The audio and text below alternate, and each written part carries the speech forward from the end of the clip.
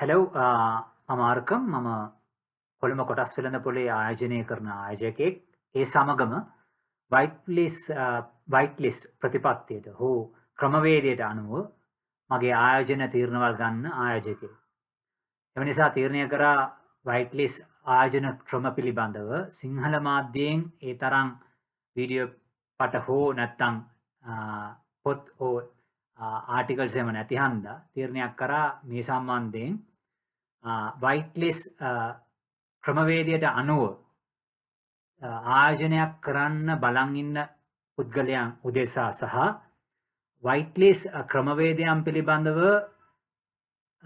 යම්කිසි දැනුමක් ලබා ගන්න කැමති අයට වයිට් ලිස්ට් ක්‍රමවේදය කියන්නේ කවුද? සමාවෙන්න මොකද්ද? වයිට් ලිස්ට් ක්‍රමවේදයට අනුව ආයෝජනය කරන ආයෝජකයන් කවුද? ඉන්පස්සේ මෙච්චර කාලයක් නැති විදිහට මෑත ඉතිහාසයේ සිට මං හිතන්නේ දැන් අවුරුදු 5ක් 10ක් තුලදී වයිට් ලිස්ට් ක්‍රමවේදයට අනුව ආයෝජනය කරන ආයෝජකයන්ගේ සංඛ්‍යාව කොළඹ කොටස් වෙළඳ පොලේ වැඩි වීගෙනම යන්නේ කියන පැහැදිලි කිරීම සහ වයිට් ලිස්ට් ක්‍රමවේදයට අනුව ආයෝජනය කරන්න පුළුවන් අවස්ථාව තව තවත් දියුණු කරන නිසා කොයි වගේ වාසි සහ ඇත්තම කිව්වොත් වාසි ටික වාසි කොළඹ කොටස් වෙළඳ පොළ සහ ඒකේ ගනුදෙනු කරන ආයෝජකයන් සහ ආයතන වලට ලබා ගන්න පුළුවන් කියන යම්කිසි ඉන්ට්‍රොඩක්ටරි සිංහල වීඩියෝ පටක් නිකුත් කරන්නයි මේක පටිගත කරන්නේ. ඒත් එක්කම ඔයගොල්ලන් හැමෝම තේරුම් ගන්න ඕනේ මේක එඩිට් නොකරපු ස්පොන්ටේනියස් වීඩියෝ එකක්. කිසිම ස්ක්‍රිප්ට් එකක් ඉන්වෝල්ව් වෙලා නැහැ. ඒක හන්දා හැම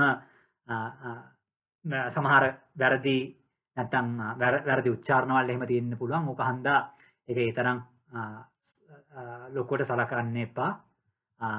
ඒත් එක්කම ඕගොල්ලන් හැමෝටම දන්නවා යම්කිසි විශ්ලේෂණ වීඩියෝ පටයක්. ඒ කියන්නේ නිදහස් වෙළඳ නිදහස් ඒ කියන්නේ ෆ්‍රී මාකට් එකක් ගැන නිදහස් වෙළඳ පොළක් සම්බන්ධයෙන් යම්කිසි විශ්ලේෂණයක් කරද්දී ප්‍රතිපත්තිමීය ඒ කියන්නේ මේ කන්සෙප්චුවල් විශ්ලේෂණයක් කරද්දී මැක්‍රෝ ෆැක්ටර්ස් ගැන අනිවාර්යයෙන් අපි හැමෝම අවබෝධයකට ගත යුතු වෙනවා. මැක්‍රෝ ෆැක්ටර් එක ලොකුම contributing or driving force එකක් තමයි socio economical and political factors. ඒ නිසා සමහර මේ අමිහිරි දේශපාලන ඒ කියන්නේ අමිහිරි දේශපාලන සංසිද්ධියන් පිළිබඳව සිද්ධියන් පිළිබඳව මෙතනදී මතක් කරන්න වෙයි. ඒත් එක්කම මේක එඩියුකේෂනල් වීඩියෝ එකක් හන්දා මේක මේ කන්සෙප්ට් එක ලේසියෙන් තේරුම් කරලා දෙන්න සමහර ආයතනවල වල නම් එහෙම පාවිච්චි කරන්න වෙනවා. එමන ආයතනවල සමහර විට දැනටමත් කොළඹ කොටස් වෙළඳ පොලේ ලෑස්තුගත ආයතනවල වෙන්න පුළුවන්. ඒකෙන් අදහස් වෙන්නේ නැහැ ඒ ආයතනවල වල කොටස් ටික ගන්න රෙකමන්ඩ් කරනවා කියලා හෝ නැත්තම් ඒක අනුමත කරන්නේ නැහැ කියලා. ඒක මේ ඒ මට්ටමින් තේරුම් ගන්න ඕනේ කියලා. හරි. වැඩි වෙලාවක් ගන්න නැතුව අපි වැඩේට බහිමු. මේ වයිට් ලිස්ට් ප්‍රතිපත්තිය වයිට් ලිස්ට් ප්‍රතිපත්තියට අනුව ආයෝජනය කරන ආයෝජකයන් සරලවම කිව්වොත් මුස්ලිම් භක්තිකයන්, ඒ කියන්නේ ඉස්ලාම් දහම අදහන භක්තිකයන්. ඔබ හැමෝටම දන්නවා ඉස්ලාම් භක්තිකයන්ට කළ හැකි සහ කළ නොහැකි දේවල් තියෙනවා. ඒගොල්ලන්ගේ ආගමික විශ්වාසය අනුව. ඔව් මමත් මුස්ලිම් කෙනෙක්. නමුත් මම විශ්ලේෂකයෙක් විදිහට තමයි මේ වීඩියෝ පාට රෙකෝඩ් කරන්නේ. ඕක හන්දා මේ වචනේම හරි විදිහට මම ඒ කියන්නේ ප්‍රොෆෙෂනල් විදිහට මේක අප්‍රෝච් කරන්න හිතනවා. මේ මුස්ලිම් ඉස්ලාම් දහම පිළිපදින පුද්ගලයන්ට කළ හැකි සහ නොකළ යුතු දේවල් තියෙනවා. ඒගොල්ලන්ගේ ආගමික විශ්වාසය අනුව. ඕගොල්ලන් හැමෝටම වගේ දන්නවා සාමාන්‍යයෙන් අපි කියනවා හරාම් හලාල් කියන වචනේ. ඒක කෑම වලට හෝ නැත්නම් අඳුම් පැළඳුම් වලට විතරක් සීමා වෙලා නැත. ඒ කළ හැකි සහ හරාම් හලාල් එක මුස්ලිම් නැත්නම් ඉස්ලාමීය භක්තිකයෙක්ගේ හැම ජීවන අංශයටම ඒක බලපානවා. ඒකේ ඒකේ වැදගත් අංශයක් තමයි ගනුදෙනුව, ව්‍යාපාර කටයුතු, ආයෝජන කටයුතු. ඒක හන්දා අර කම්ප්ලයන්ස් කියන එක. ආගමට අනුව ක්‍රියාත්මක වීම, ඒ කියන්නේ ආගමික සිද්ධාර්ථ, ඒ කියන්නේ කන්සෙප්ට් වලට අනුව ක්‍රියාත්මක වීම තමන්ගේ ගනුදෙනු වලදීත් ඒගොල්ලෝ සලකා බලන්න ඕනේ. ඒක හන්දා වයිට්ලිස් කොටස් ඒ කියන්නේ මුස්ලිම්, ඒ කියන්නේ ඉස්ලාම් දහම අදහන කොළඹ කොටස් වෙළඳපොලේ ආයෝජනය කරන බොහෝමයක්, ඒ කියන්නේ හැමෝම නෙමෙයි, බහුතර ඉස්ලාම් භක්ති කියන්නේ නැත්නම් ඉස්ලාම් ආගමට අනුව මුස්ලිම් කියලා කියා ගන්න උදවිය මේ කන්සෙප්ට් එකට අනුව තමයි තමන්ගේ ආයෝජන කටයුතු කරන්නේ. සාමාන්‍යයෙන් ඔයාලට දන්නවා, ඔයගොල්ලන්ට දන්නව නැති මුස්ලිම් කට්ටිය එලිපිට හරි රඟන්න හරි මුස්ලිම් කියා ගන්න මිනිස්සු ඒගොල්ලන් මේ මුස්ලිම් ඉස්ලාම් දහමෙන් තහනම් කරපු ව්‍යාපාර කටයුතු වල යෙදෙන්නේ. සාමාන්‍යයෙන් ලිකර් සේල්ස් වල නැත්තම් සමාජයට අහිත කරන දේවල්, මත්ද්‍රව්‍ය, නැත්තම් මේ සූදු කෙලින එක, නැත්තම් පොලි සම්බන්ධයෙන් පොලි මාර්ගයෙන් ආදායම් එකතු කරන ව්‍යාපාරවල් වල ඒගොල්ලන් නියැලෙන්නේ එක්කෝ ඇට්ලිස්ට් බහුතර මුස්ලිම්. ඒ කියන්නේ තමන්ගේ ආගමක් යම්කිසි විශ්වාසයක් උඩ තමන්ගේ අවංකත්වය, තමන්ගේ විශ්වාසයේ අවංකත්වය මත පදනම් වෙලා ඒගොල්ලන් තනි වශයෙන් මේක තීරණයක් අරගෙන කවුරුත් මේක පොලිස් කරන්නත් නැහැ. මේගොල්ලන් ඒක පුද්ගලික දේවල්. කවුරුත් එන්ෆෝස් කරන්න කිසිම ඔතොරිටියක් නැහැ. ඔතොරිටි එක තමන්ගේ විශ්වාසය සහ හිත සහ පපුව විතරයි. ඒ මත ඒගොල්ලන් ක්‍රියා කරනවා, නැත්නම් ක්‍රියා කරන්න උත්සාහ කරනවා. උදාහරණයක් මම කියන්නම්කෝ. දැන් ඕගොල්ලන් සමහරට හිතෙන්න පුළුවන් මුස්ලිම් කට්ටියක් ඉන්නවා සමහර මේ ඒ වගේ තහනම් කරපු දේවලුත් කරනවා කියලා. මට දන්නවා දැන් ෂාරුක් ඛාන්ගේ පුතා වොඩ්කා බිස්නස් එකක් කරනවා. අපේ සාමාන්‍ය නිකන් කිව්වොත් අපේ කාගෙත් මේ භක්තිය පිළිබඳව අපිට ජජ්මන්ට් එකක් දෙන්න අපිට කිසිම සුදුසුකමක් නැහැ. නමුත් මේ සාමාන්‍ය මුස්ලිම් කෙනෙක්ගෙන් ඇහුවොත් ඒගොල්ලන් කියයි ෂාරුක් ඛාන් වගේ පුද්ගලෙක් නාමික මුස්ලිම් කෙනෙක් කියලා කියන්නේ. හරි. ඒක එකක්. එතකොට මුස්ලිම් භක්තිකයන් තමන්ගේ ආගමට අනුව, ආගමික ඒ කියන්නේ කන්සෙප්ට් වලට අනුව තමන්ගේ ආයෝජන තීරණවල් ගැනීමේ ක්‍රියාවලිය තමයි වයිට් ලිස්ට් කියලා සාමාන්‍යයෙන් හඳුන්වන්නේ කොළඹ කොටස් වල. එතකොට කවුද වයිට් ලිස්ට් එක ෆලෝ කරන්නේ කියන එක තේරුම් ගත්තා. ඉන්පස්සේ වයිට් ලිස්ට් කියන්නේ මොකද්ද? වයිට් ලිස්ට් කියන්නේ මම කලින් කියපු පොයින්ට් එකේ පොඩ්ඩක් ටච් කරා වගේ ඉස්ලාම් දහම අනුගමනය කරන පුද්ගලයන්ට හැම ගනුදෙනුවකම හැම දෙයක්ම කරන්න බෑ. සාමාන්‍යයෙන් බොන මුස්ලිම් වරුන්ත් ඉන්නවා සාමාන්‍යයෙන් තමන්ගේ ආගම පොඩ්ඩක් ෆලෝ කරන පුද්ගලෙක් නම්, චරිතයක් නම් ඔය වගේ දේවල් කරන්නේ නැහැ. නැත්නම් ඒක කරන්න ඒකෙන් පොඩ්ඩක් දුරස්ථභාවයක් තියාගන්න උත්සාහ කරන පුද්ගලෙක් වෙන්න ඕනේ. ඒක හන්දා ඒ මුස්ලිම් ඉස්ලාම් දහම පිළිබඳ අනුගමනය කරන අනුගාමිකයෙකුට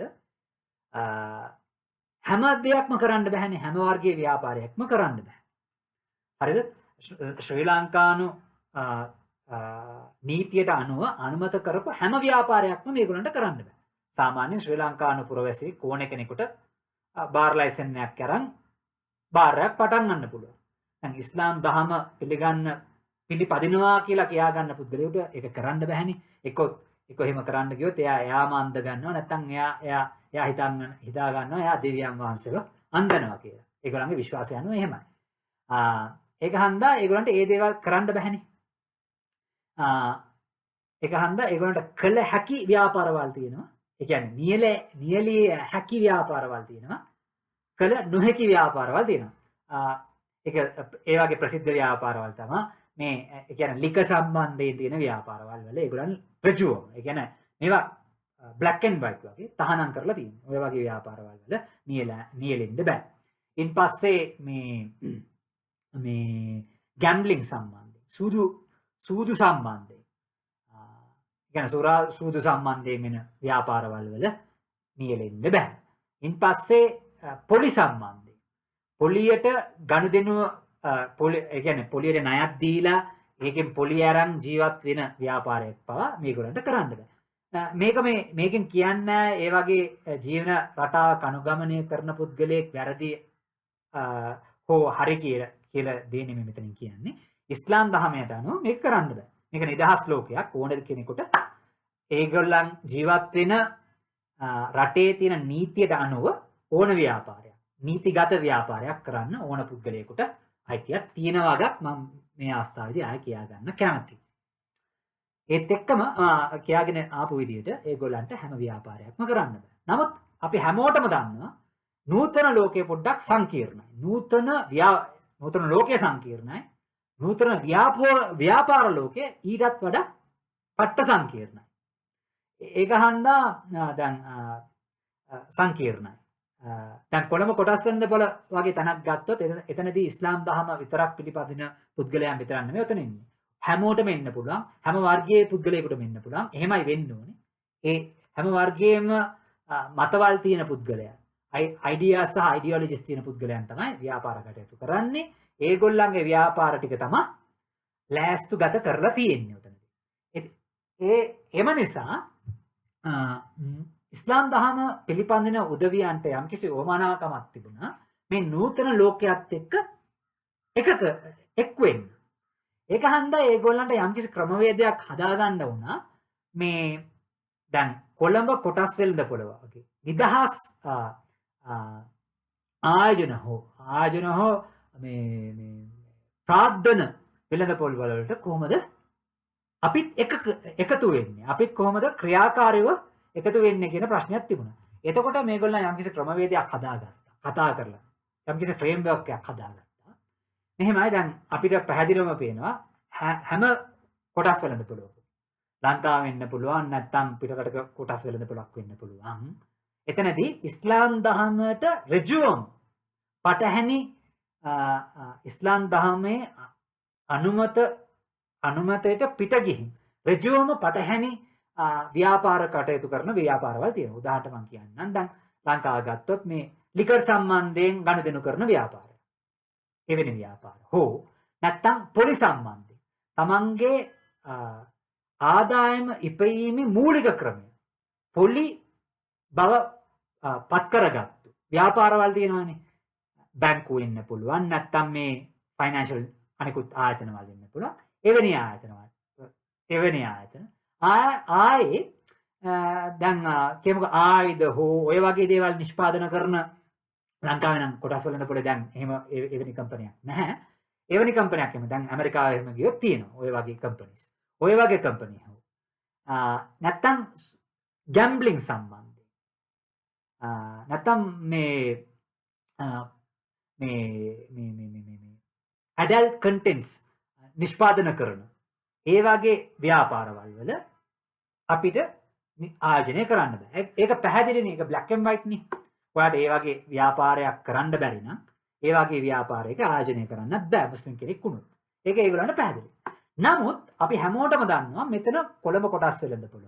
මේවා ලංකාව ගත්තොත් කොළඹ කොටස් වෙළඳපොළ කියලා ගමුකෝ. දැන් මම කියපු දැන් පොලි සම්බන්ධයෙන් ගනුදෙනු කරන ආයතනය අයින් කරලා. නැත්තම් මේ ටොබේකෝ සම්බන්ධයෙන් ගනුදෙනු කරන ආයතනය අයින් කරලා.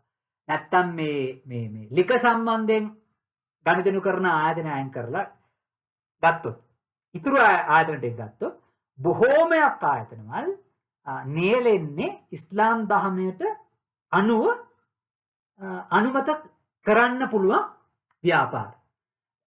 උදාහරණයක් ගමුකෝ යම්කිසි අනුමත කර නිෂ්පාදනයක්. කිරි නිෂ්පාදනයක් වෙන්න පුළුවන්, සිමෙන්ති නිෂ්පාදනයක් වෙන්න පුළුවන්, ටයිල් නිෂ්පාදනයක් වෙන්න පුළුවන්, දැන් තේ නිෂ්පාදනයක් වෙන්න පුළුවන්, ඒ වගේ දේවල්. ඊට පස්සේ ඇග්‍රිකල්චර් එක ගත්තොත් ප්ලාන්ටේෂන් එක වෙන්න පුළුවන්, XYZ කියලා යනවා. ඒත් එක්කම මේ අනිකුත් නිෂ්පාදන වල ගත්තොත් අනිකුත් වර්ගයේ සේවාවන් සපයන ආයතන වල ගත්තොත් e-hailing වෙන්න පුළුවන්, නැත්නම් e-commerce එක වෙන්න පුළුවන්. ඒවා ඔක්කොම අනුමත කරපු වර්ගයේ ව්‍යාපාර. නමුත් ඉස්ලාම් දහමේ මෙහෙම දෙයක් තියෙනවා. පොලි සම්බන්ධයෙන් මම කලින් කියපු පොලි සම්බන්ධයෙන් යම් කිසි දැඩි මතයක් තමයි ඉස්ලාම් දහමේ තියෙන්නේ. ඒ කියන්නේ මගේ දැනුම අනුව නම් ඉස්ලාම් දහමේ පොලිය කියන්නේ ඊටාම දරුණු ගණේ පාපයක්. ඒක හන්දා මුස්ලිම් වරුන්ට දහමෙන් කියන්නේ ඒකෙන් පුළුවන් තරම් ඈත් වෙලා ඉන්න. ඒක සමහරට පොලියට අපි ණය දෙන දෙත් ඒ ණය දෙනවාට සමානවම තමයි ඒ පාපය ලියවෙන්නේ. ඔබ කවුරු හරි පොලියට ණයක් අරගෙන මේ යම්කිසි ණයක් ගත්තත් ඒකත් ඒ වගේම තමයි ඒ දහමෙන් ඒගොල්ලන් සලකන්නේ. ඒ කියන්නේ දරුණු වර්ගයේ පවක් කියලා ඒගොල්ලන් හිතන්නේ. ඒක අන්දා ඒගොල්ලන් හැමෝම මම මෙහෙම කිව්වම සමහරට ඉනා වෙන්න පුළුවන්. ඕගොල්ලන්ටම දන්න ඕගොල්ලන්ගේ මුස්ලිම් යාළුවෝ ගොඩාක් දෙනෙක් ඉන්න පුළුවන්. දැනටම ලෝන් අරගෙන ඕඩිත් එක තමයි තමන්ගේ ජීවිතේම ගත කරන පුද්ගලයන් වෙන්න පුළුවන්. ඒක ඒගොල්ලන්ට න්‍යායවල් තියෙන්නේ. මම කියන්නේ මම කන්සෙප්ටුවල් විදිහට මේ කතා කරන්නේ. කාවත් විවේචනය කරන්න නෙමෙයි. එහෙම ක්‍රියාත්මක වෙන පුද්ගලයන් ඉන්න පුළුවන්. නමුත් ආගමික ප්‍රතිපත්තියක් විදිහට ආගමේ ඒ වගේ දෙයක් තමයි කියන්නේ. ඒතකොට මුස්ලිම් කියා ගන්න පුද්ගලයන් නැත්නම් ඉස්ලාම් දහම පිළිපදිනවා කියලා කියා ගන්න පුද්ගලයන් තමන්ව මේ පොලි සම්බන්ධයෙන් තියෙන ගනුදෙනු වලින් පුළුවන් තරම් ඈත් කරගන්න. ඒක පොලියට ණයක් දීම විතරක් නෙමෙයි පොලියට ණයක් ලබාගෙන යම්කිසි කාර්යයක නියැල වෙන එකක් තමයි. ඒ කියන්නේ පොලියට ණයක් අරගෙන ව්‍යාපාරයක් කරන එකත් ඒ සමානයෙන්ම දරුණු විදිහට තමයි සලකන්නේ. නමුත් ලංකාවේ අපි හැමෝටම දන්නවා ලංකාවේ නෙමෙයි ලෝකෙ කොහෙවත් මුස්ලිම් හුඟ දෙනෙක් ඒ කියන්නේ අර ශරියා කම්ප්ලයින්ට් ඒ කියන්නේ ඉස්ලාමික් ෆයිනෑන්ෂල් මොඩල් එකට එහා ගිය කැපිටලිසම් එක හරි නැත්නම් මේ ඔය වගේ ෆිලොසොෆිස් ෆොලෝ කරන බොහෝමය දෙනෙක් විශ්වාස කරන දෙයක් තමයි ඩෙට් කැපිටල් කියන දෙයක්. එතකොට ගොඩාක් ආයතනවල තමන්ගේ ප්‍රාර්ථනය එකතු කරගන්නේ තමන්ගේ මුදල් වලින්ම විතරක් නෙමෙයි. ඒ ප්‍රාර්ථනය ඒ කියන්නේ යම්කිසි ව්‍යාපාර කටයුත්තක් කරගන්න අවශ්‍ය වෙන සම්පූර්ණ ප්‍රාර්ථනයෙන් ඒ කියන්නේ යම්කිසි කොටසක් ඒ කියන්නේ සිග්නිෆිකන්ට් amount එකක් ඒගොල්ලන් ණයක් විදියට බැංකුවකින් හෝ නැත්නම් පොලි ක්‍රමයකින් ලබා ගන්නවා. ඒකයි යථාර්ථය. දැන් මම කිව්වා දැන් මුලින් ඍජුවම තහනම් කරපු ව්‍යාපාරවල වල මේගොල්ලන්ට ආයෝජනය කරන්න බෑ. දැන් ඉන්පස්සේ මේගොල්ලන් එනවා මේ තහනමට ලක් නොවිච්ච ඒ කියන්නේ තමන්ගේ ආගමික විශ්වාසයට අනුව තහනමට නොවිච්ච ව්‍යාපාර කොටස ගත්තත් එතනදිත් ගොඩාක් ව්‍යාපාරවල් තියෙනවා තමන්ගේ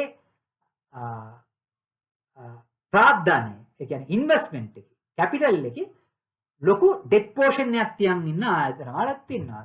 ඔයගොල්ලෝ හැමෝටම දන්නවා.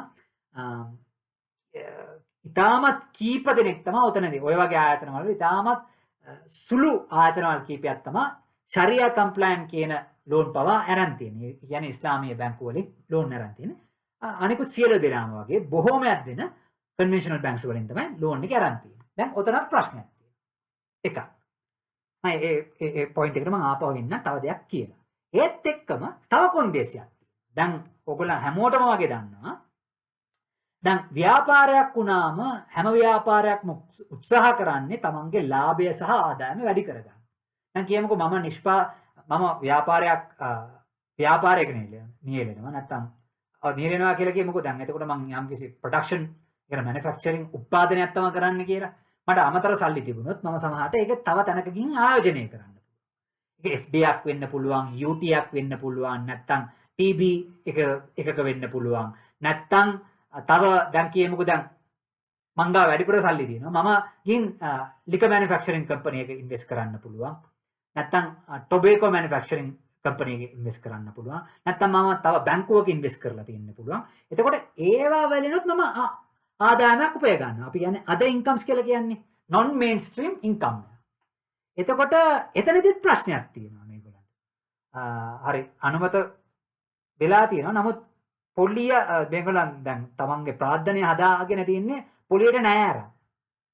ඒත් එක්කම එතනින් විතරක් නවතින්න නැතුව ඒගොල්ලන් තමන්ගේ තව අනිකුත් ආදායම්, ඒ කියන්නේ අමතර ආදායම් ලබා ගන්නවා ඒ කියන්නේ ආගමට අනුව අනුමත නොකරපු තැන්වල කියලා එහෙම වෙනවානේ දැන් කොයි කම්පැනියක් නිකන් සල්ලි තියන් ඉන්නේ නැහනේ සර්ප්ලස් එක තිබුණොත් ගිහින් ඉන්වෙස්ට් කරනවා.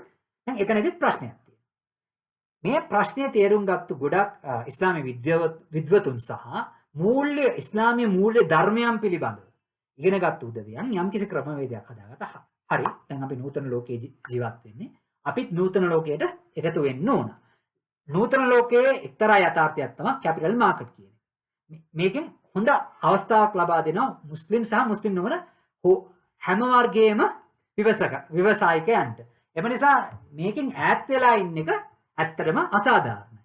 දැන් අපිට දන්න ආගමික පදනම් වලින් කොහොමද මේකත් එක්ක තමන්ගේ ආගමික විශ්වාසයක් බෙද ගන්න නැතුව ඒත් එක්කම නූතන ලෝකයටත් ගැලපෙන විදිහට කොළඹ කොටස් වෙනද පොළ සහ ඒකට සමාන්‍ය වෙළඳ පොළවල් එක්ක ගනුදෙනු කරන්නේ කියන මතය පිටින් ඉඳන් හදාගත්තු ක්‍රමය තමයි වයිට් ලිස්ට් නියෝජන ඒ කියන්නේ ආයෝජන ක්‍රමය. ඒකෙන් මම ටච් කරපු දේවල් දෙකක් තියෙනවා. මුලින් මම කලින් ටච් කරා. මේගොල්ලන් කොන්දේසි දෙකක් හදනවා. මුලින් ඒගොල්ලන් නියලා ඉන්න ඕනේ ඒ ව්‍යාපාරය අපි ආයෝජනය කරන්න අනුමත කරන ව්‍යාපාරය ආයෝජනය කරන්න අනුමත කරන ව්‍යාපාරය ඉස්ලාම් දහමට පටහැනි නොවන ව්‍යාපාර නැත්නම් ඉන්ඩස්ට්‍රි එක නියලි ව්‍යාපාරයක නියලි සිටින්න ඕනේ. ඒ ටික් මාක් එකට ගියාට පස්සේ බලනවා ඔවුන් කොහොමද තමන්ගේ ප්‍රාර්ථනය එක්රස් කරගෙන තියෙන්නේ. ඒකේ ඒගොල්ලන්ගේ ටෝටල් ආයෝජනය ටෝටල් කැපිටල් එකේ ටෝටල් ඇසට් වැලියු එකේ 70%කට අඩු නොවන ප්‍රතිශතයක් පොලි පදනමකින් නැතු පොලි පදනමක් රහිත ක්‍රමයකින් ඒගොල්ලන් ඒ මූල්‍ය ධනය නැත්නම් ආයෝජන ධනය රැස් කරගෙන තියෙනවා.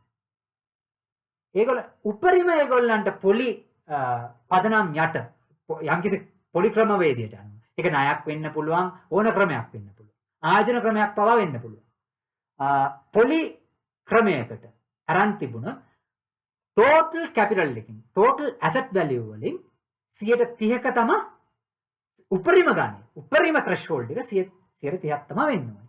ඒක 30% ක්‍රොස් වුණා නම් ඒ ව්‍යාපාරය ඉස්ලාම් දහමට අනුව අනුමත කරපු යම්කිසි ශ්‍රේෂ්ඨ ඒ කියන්නේ ඉන්ඩස්ට්‍රි එකේ ව්‍යාපාර කටයුතු කරන ව්‍යාපාරයක් වුණත් ඔය ව්‍යාපාරේ ආයෝජනය කරන්න බෑ. සරලව කිව්වොත් accounting terms වලින් debt to equity ratio එක. ඒ කියන්නේ යම්කිසි කම්පැනියක් ඒ කියන්නේ listed entity එකක් ගත්තොත් ওই listed entity A debt to equity ratio එක ගත්තොත් ඒ institution එක ඒ ආයතනය යම්කිසි පොලි පදනමට අනුකූලව යම්කිසි ණයක් අරන් තිබුණා.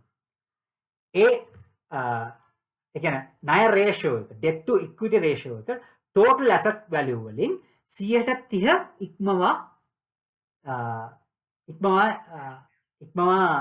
ඒ කියන්නේ 30%කට අඩු වෙන්න ඕන. ඒ කියන්නේ සරලව කිව්වොත් ඕගලන්ගේ conventional borrowing නම් තියෙන්නේ ඕගලන්ගේ debt to equity ratio එක 30%කට වඩා වැඩි වෙන්න බෑ. හරිද? දැන් කියමුකෝ දැන් එක ආයතනයක් තියෙනවා. හරි ඒගොල්ලන් ඉස්ලාම් දහමට ඒ කියන්නේ දහමෙන් අනුමත කරපු යම්කිසි ඉන්ඩස්ට්‍රි එක තමයි තමන්ගේ ව්‍යාපාර කටයුතු කරන්නේ. ඒතකොට ඒකත් ටිකක් වැටුණා. ඉන්පස්සේ ඒගොල්ලන්ගේ ටෝටල් ඒ කියන්නේ ප්‍රාර්ථන එකතු කිරීමේ මික්ස් එක බැලුවා. කැපිටල් මික්ස් එක බැලුවා. ඒකෙත් ඒගොල්ලන් අර ත්‍රෙෂෝල්ඩ් එකට කලින් කියපු ත්‍රෙෂෝල්ඩ් එකට 30% අඩුවෙන් තමයි තියෙන්නේ. එතකොට ඒ ලෙවල් එකත් මේගොල්ලන් පාස්. දැන් එනවා තුන්වෙනි ලෙවල් එකට. මේකත් ඉහත කියපු ඒ කියන්නේ ලෙවල් දෙකටම සමානවම වැදගත් ලෙවල් එක. ඒ තමයි මම මුලින් කියවනේ යම්කිසි ව්‍යාපාරයකට අමතර සල්ලි තිබුණා. අමතර ආදායම් මාර්ග තියෙනවානේ. තමන් දැන් කියමුකෝ දැන් මම රීටේල් බිස්නස් එකක් කියලා. රීටේල් කියවම ලංකාවේ අපි රීටේල් කියන්නේ ග්‍රෝසරි අයිටම්ස් නේ විකුණන්නේ. සමහර රීටේල් ආයතන වල තියෙනවා ලයිසන් ගත රීටේල් ආයතන වල තියෙනවා. ඒකේ ලික බිස්නස් එකකුත් කරනවා. එතකොට ඒක රීටේල් ලික තමයි. නමුත් ඒගොල්ලන්ගේ යම් කිසි රිපෝටින් පීරියඩ් එකක් තියෙනවා. quarterly reporting period එකක් වෙන්න පුළුවන්. අවුරුද්දක reporting period එකක් වෙන්න පුළුවන්. ඔය reporting period එක තුලදී ඒගොල්ලන් ජෙනරේට් කරපු total ආදායම තියෙනවනේ, total revenue එක තියෙනවනේ. ඒ ආදායම 105 ඉක්ම වෙන්න බෑ. ඒ කියන්නේ ඉස්ලාම් දහමට විරුද්ධ, ඒ කියන්නේ ඉස්ලාම් දහමෙන් අනුමත නොකරපු ක්‍රමයකින් උපයගත්තු ආදායම.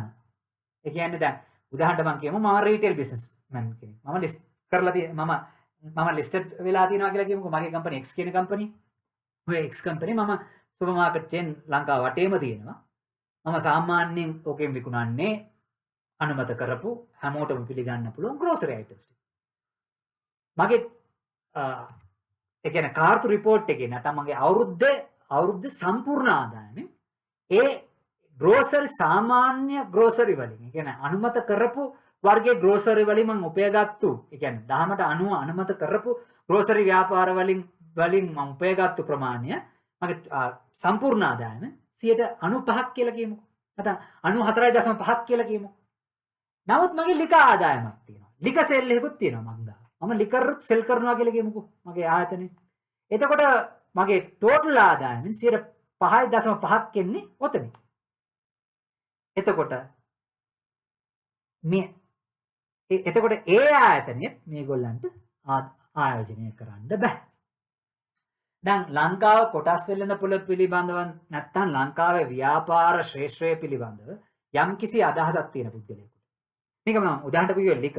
ඒකට අමතරව සමහරට දැන් කියමුකෝ දැන් සමහරට දැන් සර්ප්ලස් වෙල්ත් තිබුණා කියලා කියමුකෝ. මම ඉස්ලාම් දහම ඒ තරම් පිළිපදින්නේ නැති පුද්ගලයෙක් කියලා කියමුකෝ. මං ගාව සර්ප්ලස් තිබුණා. කැෂ් මම ගිහින් FD එකට දැම්මා. නැත්නම් මම ගිහින් UT එකට දැම්මා. මම TB එකට දැම්මා. එතකොට ඔතනින් මම දැන් මට ආදායමක් එනවා කියලා කියමුකෝ. අමතරම ආදායමක්.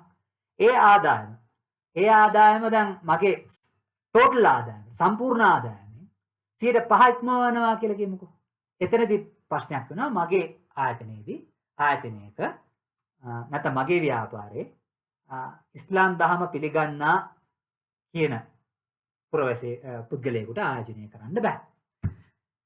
මම සරලව කිව්වොත් ආයෙ මම රිවයිස් කරොත් මුලින් ඉස්ලාම් දහමට අනුව ඍජුවෙන් තහනම් නොකරපු වර්ගයේ ව්‍යාපාර ක්‍රමවේදයක ඒ ව්‍යාපාරයේ නියලිය සිටිය යුතුයි. මම කියවුවා ප්‍රොඩක්ෂන් හරි මොකක් හරි. ඒ වගේ දෙයක නියලිය සිටිය යුතුයි. ඉන් පස්සේ තමන්ගේ debt to equity ratio. ඔබලා ඒ ආයතන කන්වෙන්ෂනල් debt එකක් නම් අරන් තියෙන්නේ. පොලිය මත පදනම් වෙච්ච ණයක් නම් අරන් තියෙන්නේ. ඒ ණය ප්‍රමාණය ඒ ආයතනයේ total asset value වලින් 130 ඉක්මවා යා යුතු ඉක්මවන්න බෑ. exceed වුණොත් එතනින් out. ආයේ ඔවුන්ලාගේ අර සම්පූර්ණ ආදායම ඉස්ලාම් දහමට පටහැයන්නේ. නැත්නම් ඉස්ලාම් දහමෙන් අනුමත නොකරපු ව්‍යාපාර ක්‍රමවල වලින් උපයගත්තු ආදායම 105 ඉක්මවන්න බෑ. ඒකයි සරල ක්‍රමය. දැන් ඕගොල්ලන්ට දැනටම කොළඹ කොටස් වෙළඳ පොලේ ආයෝජනය කරන ආයෝජකෙක් නැත්නම් ට්‍රේඩර් කෙනෙක් නම් ඔයාලට දැන්මම දන්නවා යම් කිසි දල අදහසක් තිබුණා කොයි වගේ වර්ගයේ ආයතනවල වලද මේකට සෙට් වෙන්නේ කියලා. මේකට මේ ගණයට වැටෙන්නේ කියලා. මේකයි වයිට් ලිස්ට් ප්‍රතිපත්තිය කියන්නේ. දැන් තේරුණාද? දැන් වයිට් ලිස්ට් ප්‍රතිපත්තියට අනුව මුලින්ම පටන් ගත්තේ වයිට් ලිස්ට් ප්‍රතිපත්තියට අනුව ප්‍රතිපත්තියක් ෆලෝ කරන්නේ කවුද කියලා කිව්වා. ඉන් පස්සේ වයිට් ලිස්ට් ප්‍රතිපත්තිය කියන්නේ මොකක්ද කියලා දල අදහසක් දුන්නා. ඉන් පස්සේ අපි යමු වයිට් ලිස්ට්. අයි මෙච්චර කාලයක් වයිට් ලිස්ට් කියන කතාවක් දැන් තිබුණ නැත්නම් එනවා දැන් අවුරුදු 20කට කලින් ඉස්ලාමික් බැංකින් කියලා වෙන කතාවක් දැන් කියනවාද කියලාත් අහන්න පුළුවන්. ලංකාවේ ඒ වගේ සංවේද ඒ වගේ සාකච්ඡාත් ඇති කරන පුද්ගලයන් ඉන්නවානේ. ඉතිහාසය තුලම හිටියානේ. දැනත් මම හිතන්නේ ඒක පොඩ්ඩක් මයිනොරිටි වුණත් දැන් ඒ වගේ පුද්ගලයන් තාමත් ඉන්න පුළුවන්. අර පපර හැංගීම හැම දෙයක්ම බලන පුද්ගලයන් ඉන්නවානේ. ඒ වගේ පුද්ගලයන් ඉන්න පුළුවන්.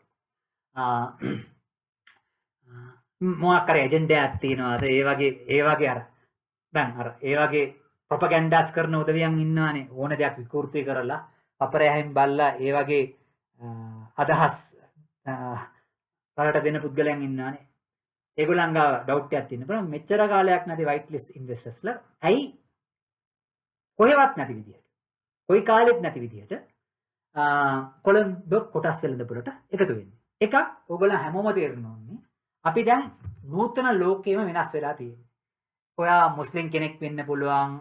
මුස්ලිම් කෙනෙක් වුණත් සමහර විට ඔයා ඒ තරම් දහම පිළිපදින කෙනෙක් නොවෙන්න පුළුවන්. නැත්තම් ඔයා ඉස්ලාම් දහම හරි විදිහට පිළිපදින කෙනෙක් වෙන්න පුළුවන්. නැත්තම් එහෙම පිළිපදිනවා කියලා පෙන්න ගන්න දඟලන පුද්ගලෙක් වෙන්න පුළුවන්. නැත්තම් මේ ඔයාට කිසිම ආගමික පසුබිමක් නැති පුද්ගලයෙක් වෙන්න පුළුවන්. ඕන කෙනෙක් වෙන්න පුළුවන්. අපි හැමෝම පිළිගන්නවා මේ නූතන ලෝකය ලොකු වෙනස් වීමකට ලක් වෙලා තියෙනවා. ඒකේ ලොකු ඒත් එක්කම ලොකු ආකල්පමීය වෙනස්කම් පවා සිද්ධ වෙලා තියෙනවා. දැන් අපේ ඉස්සරහා පරම්පරාවට අපේ අම්මා තාත්තලාගේ පරම්පරාවට කිව්වොත් මේ entrepreneurship කියන දේ. එතකොට wealth maximization පිළිබඳව ඒ තරම් ලොකු උනන්දුවක් තිබුණේ නැහැ. දැන් සමාජවාදයත් එක්ක තාක්ෂණයක් දියුණු වෙනවත් එක්ක හැම තැනේදීම දැන් entrepreneurs දැන් ලංකාවේ ගත සෝෂල් මීඩියාගේ වැඩිපුර මේ පොපියුලාරිටි එක ගන්නේ මොකක් හරි ව්‍යාපාරයක් කරන පුද්ගලයෙක් නේ. ඒගොල්ලන්ට ඒ තරම් මෞස්යක් තියෙනවා. ඒ කියන්නේ මේ entrepreneurship කියන්නේ ව්‍යවසායකත්වයේ පිළිබඳ මම හිතන්නේ යම්කිසි දේශපාලනයක් ටීවී channel එකක් තියන් ඉන්න පුද්ගලයෙක් ටීවී channel එකක් තියන් ඉන්න පුද්ගලයෙක් තමන්ගේ දේශපාලන පක්ෂයම හදාගත්ත entrepreneurship කියන දේ පදනම් කරගෙන. එයාගේ මාකටිං ස්ට්‍රැටජි එක උනේ මම මේ නොමිනේෂන් දෙන්නේ මේ දේශපාලනයක අදා කරනවා කියලා හිතා ගන්න එපා. දේශපාලනේ මිදිච්ච මාකට් එකක් නැහැ. ඒක තමයි යථාර්ථය. ඒක අපි කතා කරන්න අකමැති වුණත් ඒක තමයි ඇත්ත. ඒ වගේ තැනකට දැන් ලංකාව සහ ලෝකය ඇවිත් තියෙනවා. දැන් ට්‍රම්ප්ව ගත්තත් ට්‍රම්ප්වත් කියන්නේ ට්‍රාන්සැක්ෂනල් නිකන් බිස්නස්මෑන් කෙනෙක්. ඒ වගේ කෙනෙක් තමයි රට පාලනය කරන්න සුදුසුයි. ලංකාවේ එක්තරා දේශපාලන ව්‍යාපාරයක් දැන් මම හිතන්නේ ආ පාර්ලිමේන්තු මන්ත්‍රී කෙනෙක්. එයා තමන්ගේ දේශපාලන අර පසුබිමම හදාගත්තේ. ප්‍රතිරූපයම හදාගත්තේ ව්‍යවසායකත්වය කියන ඔය මන්ත්‍රාවයි. ඒක එයාට තමයි දන්නේ එයා අවංකව මේ concept එක විශ්වාස කරනවද නැත්නම් ඒක එයාට අදාළ දෙයක්. නැත්නම් මේ මාකටිං හෝ ඩිෆරෙන්ෂিয়েටිං ස්ට්‍රැටජියක්ද දන්නේ නැහැ. එයා ඒකට එයා උත්තර බදින්න ඕනේ. ඒ තරම් ලෝකේ වෙනස් වෙලා තියෙනවා දැන්. ඒත් එක්කම ඔයගොල්ලෝ හැමෝටම දන්නවා ලංකාවේ ඉතිහාසය ගත්තොත්. ලංකාවේ ඉතිහාසය ගත්තොත් මුස්ලිම් ප්‍රජාව ලංකාවේ ජීවත් වන මුස්ලිම් ප්‍රජාව සාපේක්ෂව අනිකුත් ප්‍රජාවන් එක්ක ගද්දී සාපේක්ෂව ව්‍යාපාරයට සහ ව්‍යවසායකත්වයට යම්කිසි නැඹුරුතාවක් වැඩිපුර නැඹුරුතාවක් දක්වපු කොටසක්. නමුත් ඕගොල්ලෝ හැමෝටම දන්නවා මුස්ලිම් පුද්ගලයන් පොලියේ ඒගොල්ලන්ට තහනම් වෙලා තිබුච්ච හන්දා ඒගොල්ලන් බැංකුවල් එක්ක ඒ කියන්නේ ඉස්සර කාලේ ඒගොල්ලන් බැංකු account එකක් තියලා තියෙන්න පුළුවන්. ඒක තියන් ඉන්නේ බොහෝමයක් දෙන ව්‍යාපාර කටයුතු එහෙම කරන පුද්ගලයන් කරන්ට් account එකක් තියා ගන්නවා. ඇත්තටම transactional purpose එකකට. නැත්තම් සමහර උදවියන් මේ සේවිංස් account එකක් ඕපන් කරලා තියෙන්න පුළුවන්. මේ එක්කෝ තමන්ගේ පඩිය ලබා ගන්න නැත්තම් සල්ලි ටිකක් ඉතුරු කරගන්න. නමුත් ඕගොල්ලන්ට දන්න කවුරු හරි කන්වෙන්ෂනල් බැංක් වල එහෙම වැඩ කරනවා නම් අහලා බලන්න. ඒගොල්ලන් සමහරට ලියුමකුත් දීලා ඇති මගේ සේවිංස් account එකට කරුණාකරලා පොලි එකතු කරන්න එපා. ඒ කියන්නේ පොඩි රිසර්ව්ඩ් ටයිප් එකක් තමයි තිබුණේ. ඒ කියන්නේ ඒගොල්ලන් නූතන ඒ කියන්නේ මේ ෆයිනෑන්ෂල් වර්ල්ඩ් එකකින් ඒ කියන්නේ ෆයිනෑන්ෂල් ඉන්ස්ටිටියුෂන්ස් සහ ෆයිනෑන්ෂල් වර්ල්ඩ් එකකින් පොඩ්ඩක් ඈත් වෙලා හිටියේ.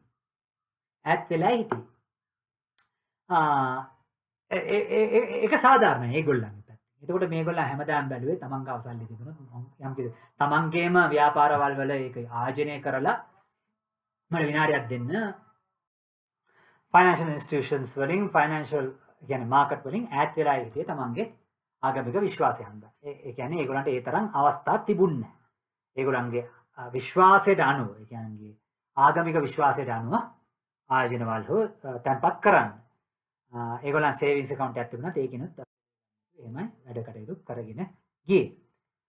නමුත් ඕගොල්ලෝ හැමෝටම දන්නවා දැන් from early 2000s ඒ කියන්නේ 2000 මුල් අගේ ඉඳන් ඉස්ලාමීය බැංකු ක්‍රමය ඉස්ලාමීය ෆයිනෑන්ෂල් ඉන්ස්ටිටියුෂන්ස් පිළිබඳව ක්‍රමවේදයන් පිළිබඳව ඉස්ලාමීය කියන්නේ ශරියා කම්ප්ලයන්ට් කියන වචනේ වචනේ. නැත්නම් ඉස්ලාමික් ෆයිනෑන්ස් කියන concept එක පොඩ්ඩක් kick start වුණා.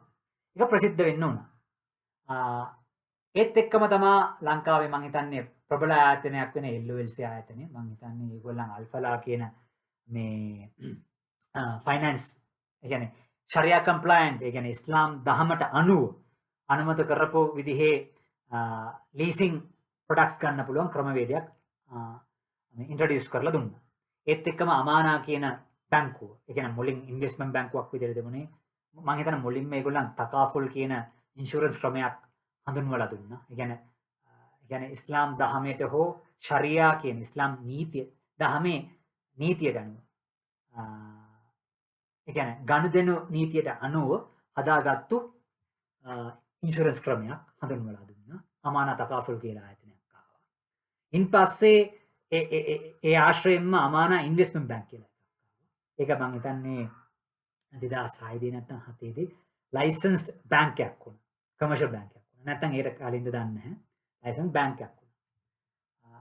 ඒත් එක්කම ඒ කියන්නේ ඇත්තටම මේ නූතන ෆයිනෑන්ෂල් ලෝකෙන් ඒ කියන්නේ මූල්‍ය ලෝකෙන් නැත්නම් මූල්‍ය වෙළඳපොළෙන් ඈත් වෙලා තිබිච්ච තමන්ව ඈත් කරවගෙන හිටපු යම් කිසි කොටසකට අඩි අපිට දැන් පොඩ්ඩක් මේ ෆයිනෑන්ෂල් ඉන්ස්ටිටියුෂන්ස් එක ෆයිනෑන්ෂල් මාකට් එකකට පොඩ්ඩක් ලං වෙන්න පුළුවන් වගේ හිතනවා කියලා පොඩ්ඩක් හැඟීමක් ඇති වෙන්න පටන් ගත්තා. ඔයා දැනුත් ඕගොල්ලන් විශ්වාස කරන්නේ නැතිවේ දැනුත් අමානා බැංක් ඕ නැත්නම් දැන් ඉස්ලාමික් ඉන්ස්ටිටියුෂන්ස් තියෙනවා ඉස්ලාමික් බැංක් සම්බන්ධයෙන් පවා විවේචනාත්මකම ඒ කියන්නේ ක්‍රිටිකලි බලන මුස්ලිම් පොපියුලේෂන් එක දැනුත් ජීවත් වෙනවා. ඒ කියන්නේ ෆුලි ඒකෙන් රිකවර් වෙච්ච සමාජයක් නෙමෙයි. දැන් තමයි රිකවර් වෙමින් පවතින්නේ. දැන් 2005 සංසන්දනය කරොත් දැන් උගා ලොකු ඒ කියන්නේ 70ක් 75ක් දැන් මේ ක්‍රමවේදය එක්සෙප්ට් කරගෙන ඉන්නේ. ඒක හන්ද ඉස්ලාමීය මූල්‍ය ක්‍රමයක් පිළිබඳ. ඉස්ලාමීය දහමට අනුව කරන මූල්‍ය ක්‍රමවේදයන් පිළිබඳ. මූල්‍ය ගණිතන ක්‍රමවේදයන් පිළිබඳව. නූතන ගණිතන ක්‍රමවේදයන් පිළිබඳව දැනුම ලංකාවේ ජීවත් වෙච්ච මුස්ලිම් ප්‍රජාවට ලැබෙන්න පටන් ගත්තා. ඒකත් එක්ක තමන්ට තිබුණ රිසර්ව්ඩ් ඔපිනියන්ස් තියෙනවා. ඒ කියන්නේ අපිට මෙහෙමයි අපිට මේ බැංකුවල් එක ගනුදෙනු කරන්න බෑ. අපිට කවදාවත් බැංකුවල් එක ගනුදෙනු කරන්න බෑ. අපිට කවදාවත් බැංකුවකින් ණයක් ගන්න බෑ. අපිට කවදාවත් ලීස් කරලා වාහනයක් ගන්න බෑ. අපිට කවදාවත් මේ බැංකුවෙන් ණයක් කරන් ගෙයක් හදන්න බෑ. නැත්නම් ව්‍යාපාර කටයුත්තක් කරන්න බෑ කියලා හිතාගෙන හිටපු නමුත් පට්ට ඔන්ටර්ප්‍රිනියර් සමාජයක්. කට දැන් පොඩ්ඩක් අදහස වෙනස් වෙන්න පටන් ගත්තා. including myself මටත් මේ ඒ වගේ අර රිසර්ව් ඔපිනියන් තමයි තිබුණේ. ඒකෝර ගොඩාක් දැන් අවුරුදු 35 නැත්නම් 40 වයසේ ඉන්න මුස්ලිම් කෙනෙක් ඔයා හම් වෙලා කතා කරොත් ඕන්නම් ඒගොල්ලන් දැන් අවුරුදු 10ක් නැත්නම් 5කට ඉස්සර තමයි ඕන්නම් සේවිංස් account එකක් fixed deposit එකක් හරි ඕපන් කරලා ඇති. ඒගොල්ලන් සේව් කරන්නේ ඉන්වෙස්ට් කරන්නේ. ඒ කියන්නේ ඉන්වෙස්ට් කරනවා property වල ඉන්වෙස්ට් කරනවා නැත්නම් මේ වාහනවල වල ඉන්වෙස්ට් කරනවා නැත්නම් gold වල ඉන්වෙස්ට් කරනවා නැත්නම් තමන්ගේ ව්‍යාපාරයටම ඔය මුදල ආය යොමු කරනවා. ඒවා තමයි කරගෙන යන්නේ. කියන්නේ ඒ ඔප්ෂන් එකම තිබුණා. ඉස්ලාමික් ෆයිනෑන්ෂියල් සිස්ටම් කියන එක තියෙනවා. ෆයිනෑන්ෂියල් ඉන්ස්ටිටියුෂන් ඒක අමානා බැංකුව වෙන්න පුළුවන්. දැන් ලංකාවේ ඉන්න බොහෝමයක් කන්වෙන්ෂනල් බැංක්ස් පවා ඒගොල්ලන්ගේ IBU යුනිට්ස් ඉස්ලාමික් බැංකින් යුනිට්ස් තියන් යනවා. මගේ account එකක් තියෙනවා කමර්ෂල් බැංකුවේ. මම උදාහරණයක් කියනවා. ඒ වගේ බොහෝමයක් බැංකු දැන් ඒ පිළිබඳව නම්බුරුවෙන් කටයුතු කරන හන්දා මුස්ලිම් සමාජයේ ඇතුළත තමන්ගේ ආගම පිළිබඳව යම් කිසි දැනුමක් ආගම පිළිබඳව යම් කිසි තව තේරුම් ගන්න සහ තේරුම් ගන්න හා දැනගන්න අවස්ථාවක් ලැබුණා. ඒකත් එක්ක තිබුණ සමහර ටැබුස් ටිකකුත් කැඩෙන්න පටන් ගත්තා. ඒත් එක දෙයක්. තව දෙයක් ඔයගොල්ලෝ හැමෝටම දන්නවා 2009 යුද්ධය ඉවර වුණාට පස්සේ හැමෝම දැන් ලොකු බලාපොරොත්තුවක් තියන් හිටියා. ලංකාවේ 30 අවුරුදු යුද්ධයක් තිබුණා. ඒ යුද්ධය තිබුණ කාලේ අපි පොඩි කාලෙත් මේ දැනුත් අපිට ඕකම තමයි කියලා අන්දන්නේ. ඒ කාලෙත් කිව්වා යුද්ධය ඉවර වුණා නම් මේ රට ගොඩ යනවා. ඒකයි අපි අම්මා තාත්තලා අපිට කිව්වේ. අපිත් නිකන් ඒක අහලා ඇඳුණා. අපි හිතුවා යුද්ධය ඉවර වුණාම හැම ප්‍රශ්නයක්ම ඉවරයි වෙයි කියලා. ඒක මේ අපේ සමාජ විද්‍යාව දේශපාලන සහ සමාජ විද්‍යාව පිළිබඳව අපේ ලංකාවේ තියෙන මිනිස්සුන්ගේ දුර්වල තැන ඒකෙන්ම පෙන්වනවා. ඒ තරම් අපි ඒ පිළිබඳව දැනුමක් තියෙන උදවියන් නෙමෙයි. අවුරුදු 30ක යුද්ධයක් තිබුණොත් යුද්ධය ඉවර වෙච්ච දවසෙන් යුද්ධයෙන් වෙන හානිය ඉවර වෙන්නේ නැහැ. යුද්ධයක් ඉවර වුණාට පස්සේ ඒකේ ඇත්ත ප්‍රතිවිපාක අපිට භුක්ති විඳින්න වෙන්නේ යුද්ධය ඉවර වෙලා තව අවුරුදු 30ක් 40ක් යයි. ඒකෙන් රිකවර් වෙන්න ඇත්තටම.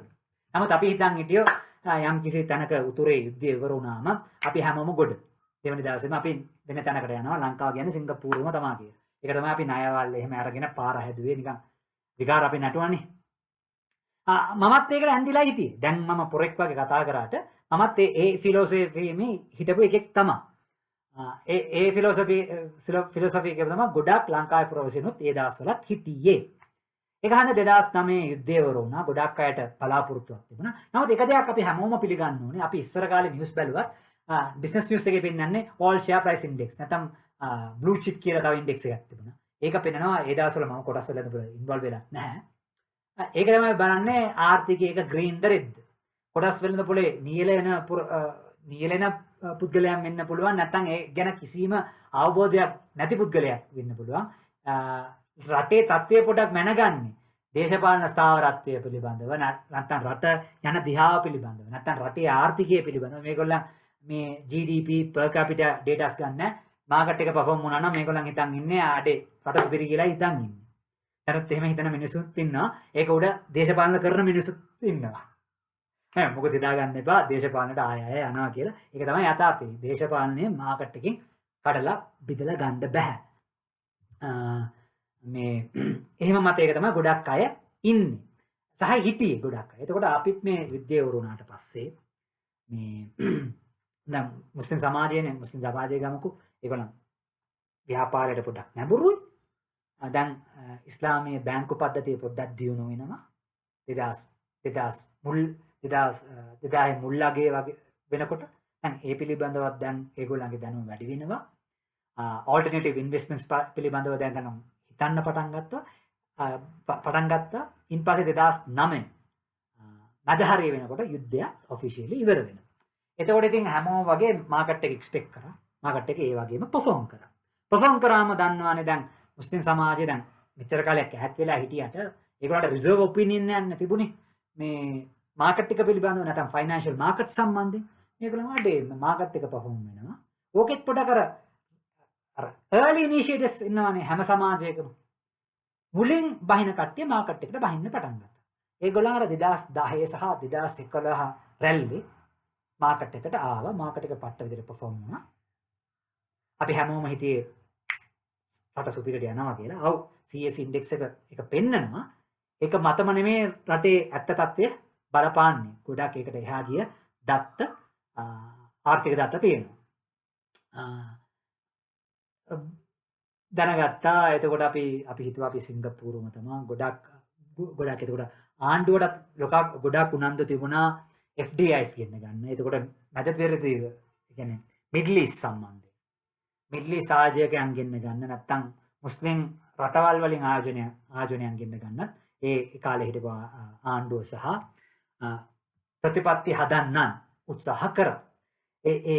දැන් කොළඹ කොටස් මුස්ලිම් සමාජයට ඉස්ලාමික් ෆයිනෑන්ස් පිළිබඳව දැනුම වැඩි වීම ඒකත් එක්කම කන්වෙන්ෂනල් ඔපිනියන්ස් එක ඩිසපියර් වෙන්න පටන් ගත්තා. ග්‍රැජුවලි තාම ඒ කන්වෙන්ෂනල් ඔපිනියන්ස් තාම තියෙනවා. නමුත් සාපේක්ෂවම ගොඩක් ගිහින් තියෙනවා. දැනටම පොඩ්ඩක් හේදිලා ගිහින් තියෙනවා. හේදෙන්න පටන් ගත්තා ඒ දවස්වල මාකට් එක perform වෙන්න පටන් ගත්තා. කට්ටිය මාකට් එකට ඉන්වෝල්ව් වෙන්න පටන් ගත්තා. ඒකත් එක්කම මම කිව්වා දැන් මෙතන අපි සංවේදී වෙලා හරියන්නේ. මෙතන මම මුස්ලිම් කෙනෙක් කියලා බලන්න එපා. මාව බලන්නේ විශ්ලේෂකයෙක් හැටියට, සබ්ජෙක්ටිව් විශ්ලේෂකයෙක් හැටියට විතරයි. දැන් අපි ඉන්වෙස්ටර් කෙනෙක් වෙන්න ඕන නම් අපි යම්කිසි මාකට් එකක් පිළිබඳව හොඳට අවබෝධයක් ගන්න ඕන නම් මාකට් ෆෝස් ගැන තේරුම් ගන්න. මාකට් ෆෝස් කරන්නේ මිනිස්සුනේ. මාකට් එක ෆෝස් කරන මිනිස්සුනේ. මම ගන්න තීරණ තීන්දුනේ මාකට් එක ඩ්‍රයිව් කරනවද නැද්ද කියන එක තීරණය වෙන්නේ. දැන් ඕන ප්‍රශ්නයක් ලෝකේ වුණත් අපි කවුරුත් සෙල් කරේ නැත්නම් මාකට් එක ඩවුන් වෙන්නේ. ඕන හොඳ දෙයක් වුණත් ඒ කියන්නේ සුපිරිම දේවල් වෙනවා. නමුත් අපි කවුරුත් ආයෝජනය කරන්නේ නැත්නම් මාකට් එක එතනම තමයි. මිනිස්සුනේ අපි සංවේදී. මිනිස්සුන් ඉමෝෂනල්. මිනිස්සුන් ඉම්පල්සිව්. හැමෝම රැෂනලුත් නෙමෙයි. ගොඩක් අය ඉම්පල්සිව්. එතකොට එහෙම තත්ත්වයක් මාකට් එක දියුණු වෙනවා. ඒත් එක්කම 2010 මම ඒක කියන්නේ මෙතන සංවේදනයක් වෙන්න එපා. මේක සබ්ජෙක්ටිව් විදිහට බලන්න. මේක පොඩ්ඩක් සෙන්සිටිව් ටොපික් එකක් වෙන්න පුළුවන්. මේක තේරුම් ගන්න පුළුවන්. ඔයා වයිට් ලිස්ට් ඉන්වෙස්ටර් කෙනෙක් නොවෙනවා නම්. ඔයා ශරියා කම්ප්ලයින් ඉන්වෙස්ටර් කෙනෙක් නොවෙනවා නම්. ඔයා යම්කිසි මේ පිළිබඳව යම්කිසි දැනුමක් ලබා ගන්නම මේ වීඩියෝ පටේ බලන පුද්ගලයෙක් නම් මේ පිළිබඳව ඔයා සංවේදීව තමයි අහන්න වෙන්නේ. 2010 අවුරුද්දට පස්සේ යුද්ධය වුණාට පස්සේ ලංකාවේ ජීවත් වෙන හැම පුද්ගලයෙක් විශ්වාසයක් උඩ රට ආර්ථික වශයෙන් සමාජීය වශයෙන් දේශපාලන වශයෙන් ගොඩක් පරිවර්තනයට ලක් වෙයි කියලා හිතුවේ. ඒ කියන්නේ මේ අපි අවුරුදු 30ක යුද්ධයක් පැට ගෑවක් ගහගෙන මරා ගත්තා. ආයෙත් අපි කොට ගන්න නැහැ. අපි පොඩ්ඩක් දියුණු වෙයි. අපි දියුණු මනසකට යයි කියලා හිතුවා. නමුත් අවාසනාවක් යම් කිසි හේතුවක් උඩ ඒක කරපු අයට සාධාරණ හේතු තියෙන්න පුළුවන් මට දන්නේ නැහැ. නමුත් බහුතර මුස්ලිම් කට්ටියකින් අහලා බැලුවොත් ඒකට පස්සේ 2010ට පස්සේ හරිද යම් කිසි ක්‍රමවේදයක දැන් මම හලාල් කියලා වචනයක් කියවනේ. හලාල් හරාම් කියලා. ඒ දවස්වල ඒ වචනය උඩ දාගෙන දේශපාලනය කරපු ඒ කියන්නේ වෛරය පතරවපු කොටසකුත් හිටියා. ඒක යථාර්ථය. දැන් ඒ අපිට රටක් වශයෙන් නැත්තම් ඉන්වෙස්ටර්ස් කොටසක් වශයෙන් නැත්නම් මාකට් එකක් විදිහට ඉස්සරහට යන්න නම් we have to accept the fact and move on. ඒකෙන් තේරුම් අරගෙන ඒක හරි වැරදි පහුකාලන යන්න පොඩක් හයකුත් තියෙන්න බෑ. ඒක තේරුම් අරගෙන නම් ඉස්සරහට යන්නත් වෙන්නේ. එතනදී මුස්ලිම් විරෝධී යම්කිසි මතයක් ප්‍රසිද්ධ වෙන්න පටන් ගත්තා. සමාජවාදී වෙල වෙන්න පුළුවන්. ඒ කියන්නේ බඳ කොත්තු ව්‍යාපාරවල වලට යන්න එපා. මුස්ලිම් ව්‍යාපාරවල බොයිකොට් කරන්න. මුස්ලිම් මුදවයන්ට එක්ක ව්‍යාපාර ගනුදෙනුවල් කරන්න එපා. ඔවුන්ට ඉඩම් කඩම් විකුණන්න එපා කියන ලොකු මතයක්. ඒ කියන්නේ 2010ට පස්සේ ඒක රාජ්‍ය අනුමතයක් සහිත හෝ රහිතව. ඒක ඔයා which camp ද ඔයා නියෝජනය කරන්නේ politically ඒ අනුව ඔයාගේ ඔය ඉන්ටර්ප්‍රිටේෂන් එක වෙනස් වෙයි. නැත්නම් සමාජයේ තිබිච්ච ආතතියකුත් වෙන්න පුළුවන් මට දන්නේ නැහැ. නමුත් ඒ වගේ කතාවක් තමයි ඒ දවස්වල තිබුණේ. එතකොට දැඩි යම්කිසි මුස්ලිම් විරෝධී මතයක් නැත්නම් රැල්ලක් හැදෙන්න පටන් ගත්තා.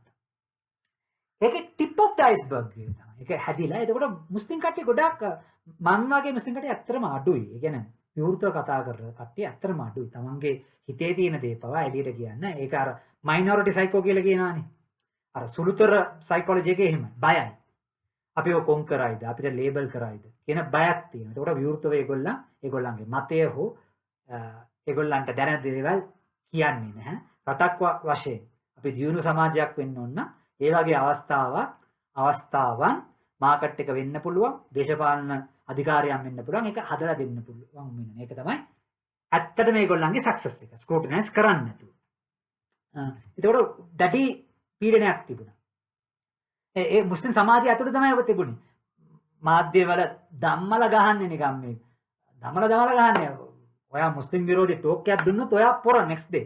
ඒ වගේ තමයි හිටියේ ලංකාවේ. නිකන් මේ ඒ වගේ ඒක රේඩියෝ channels වෙන්න පුළුවන්, මාධ්‍ය TVs වෙන්න පුළුවන්, සමාජ මාධ්‍ය වෙන්න පුළුවන්, සංවිධානයක් වෙන්න පුළුවන්. next day ඔයාගේ TRP rate එක නැත්තම් මේ chart එක top කරනවා. ලංකාවේ ඇඩෙල් තමයි ඕගොල්ලන්. ආය දෙයක් නැහැ උතන.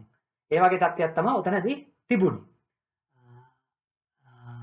එතකොට ඒකේ tip of the iceberg එක තමයි අන්තිමට කෙලවරනේ 2014 දර්ගා ටවුන් එකේ සිද්ධ වෙච්ච මුස්ලිම් විරෝධී රැට්ස් එක. ඒ කියන්නේ දර්ගා ටවුන් එකට විශාල හානියක් සිද්ධ වුණා. එතකොට එතනින් එක නිවුන්නේ ආයෙත් තිබුණා. රටේ යම්කිසි ඒකත් එක්කම යම්කිසි දේශපාලන මාරුවීමක් සිද්ධ වුණා. නමුත් එතනදිත් ඒක නැවතුන්නේ නැහැ. ඒ යම්කිසි දේශපාලන කඳවුරක් හෝ නැත්නම් ඒක කඳවුරට සම්බන්ධ උදවිය. ඒ අන්ත මතයට ඒ කියන්නේ අන්ත මතයට සම්බන්ධ උදවියන් අර ෆියුම් එක තියාගෙනම ගියා. එතනදී 2017 අවුරුද්දේ මගේ ගමනුවර නුවර ඒ වගේ ප්‍රශ්නයක් වුණා. ඒකෙන් ගොඩාක් මුස්ලිම් පිරිසට ගොඩාක් හානි සිද්ධ වුණා. මම කලින් කිව්වනේ මුස්ලිම් මිනිස්සු ඒ දවස්වල ඒගොල්ලන්ගේ පාරම්පරික ආයෝජන ක්‍රමය උනේ සල්ලි උපයන.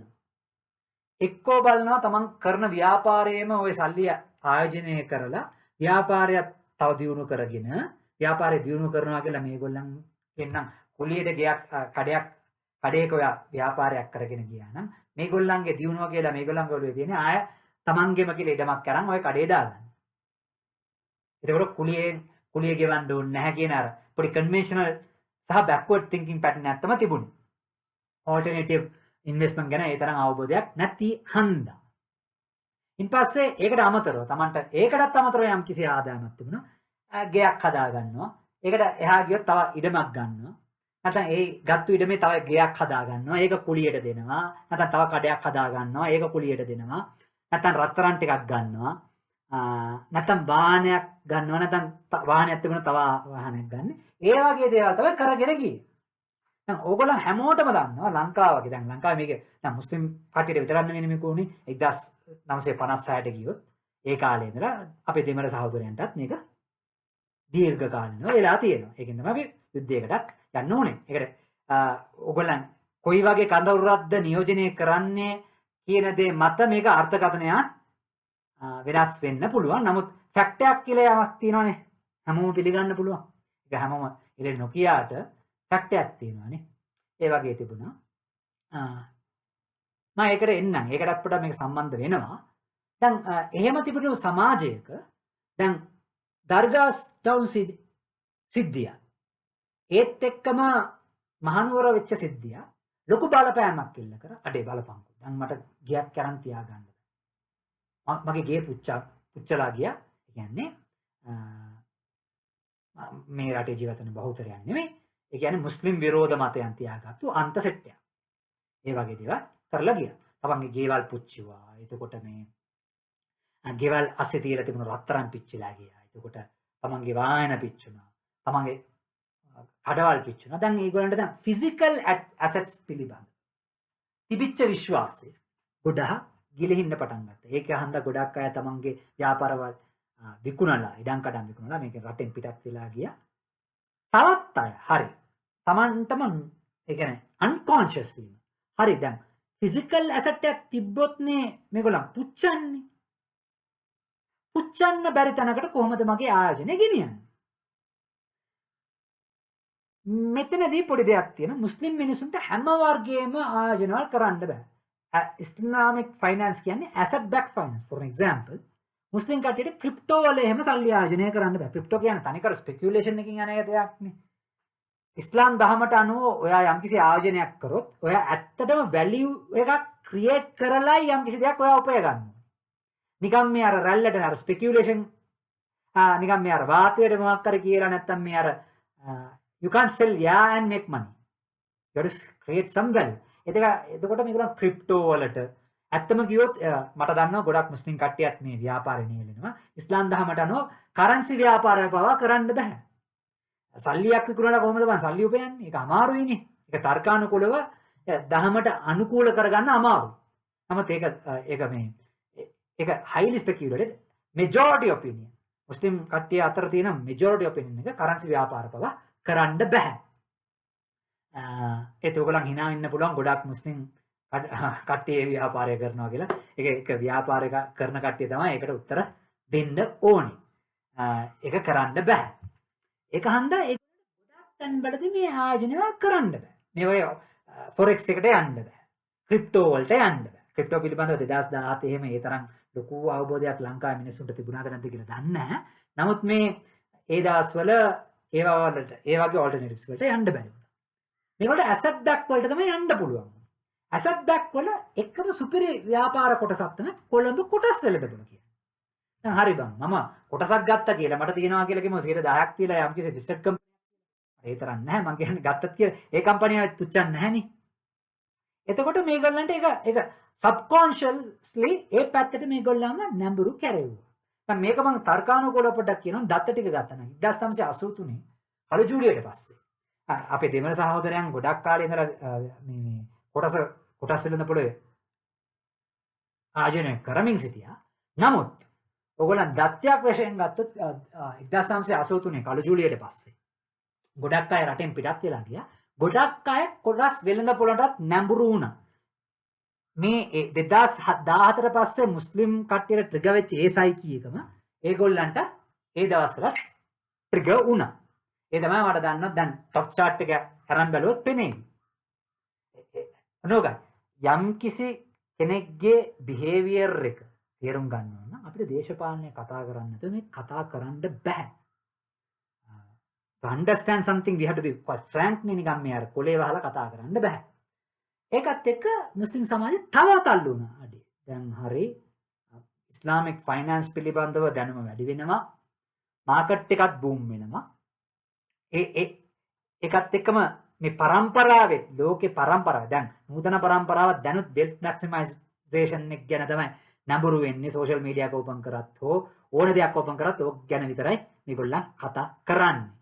ඒකත් ඩ්‍රයිවිං ෆෝස් එකක්. එතකොට රටේ තිබුණු දේශපාලන සහ සමාජ වාතාවරණ මේකත් මේගොල්ලන්ම තල්ලු කරා. එතකොට මේකට තව මුස්ලිම් කට්ටිය එන්න පටන් ගත්තා. ඒක තමයි කවදාවත් නැති විදියට වයිට් ලිස්ට් ක්‍රමවේදයට අනුව දැන් ඕගොල්ලන්ට දන්නවා මෑතකදී සුකුක් කියන ට්‍රෙෂරි බොන්ඩ් එක පවා ආවා. ඒ කියන්නේ ඒ තරමට ඒක from 2000 if you compare zero Sharia compliant products to by 2025 we have come to sukuk කියන තත්ත්වයට පවා අපි ඇවිත් තියෙනවා. ඒ කියන්නේ කෙටි කාලයක් තුලදී අසාමාන්‍ය වශයෙන් growth වෙච්ච කියන්නේ යම්කිසි ආයෝජන ක්‍රමවේදයක් හෝ ආයෝජන ෆිලොසොෆියක් තමයි මේක. ඒක හන්දා මේක තේරුම් ගන්න එක වයිට් ලිස්ට් ක්‍රමවේදයට අනුව මේ වගේ ක්‍රමවේදයක් තියෙනවා කියලා දන්නේ නැතු තාමත් දන්නේ නැතු. ඒ කියන්නේ වැඩිම මුස්ලිම් කට්ටියට තාමත් දන්නේ නැහැ. දන්නේ නැතුව Tamanට ආයෝජනය කොහොමද මගේ ආගමත් මම හරියට පිළිපදාගෙන ඒ කියන්නේ ෆලෝ කරගෙන at the same time මගේ wealth එක maximize කරන්නේ කියලා හිතන් ඉන්න මුස්ලිම් කට්ටියට ඒත් එක්කම මේ නූතන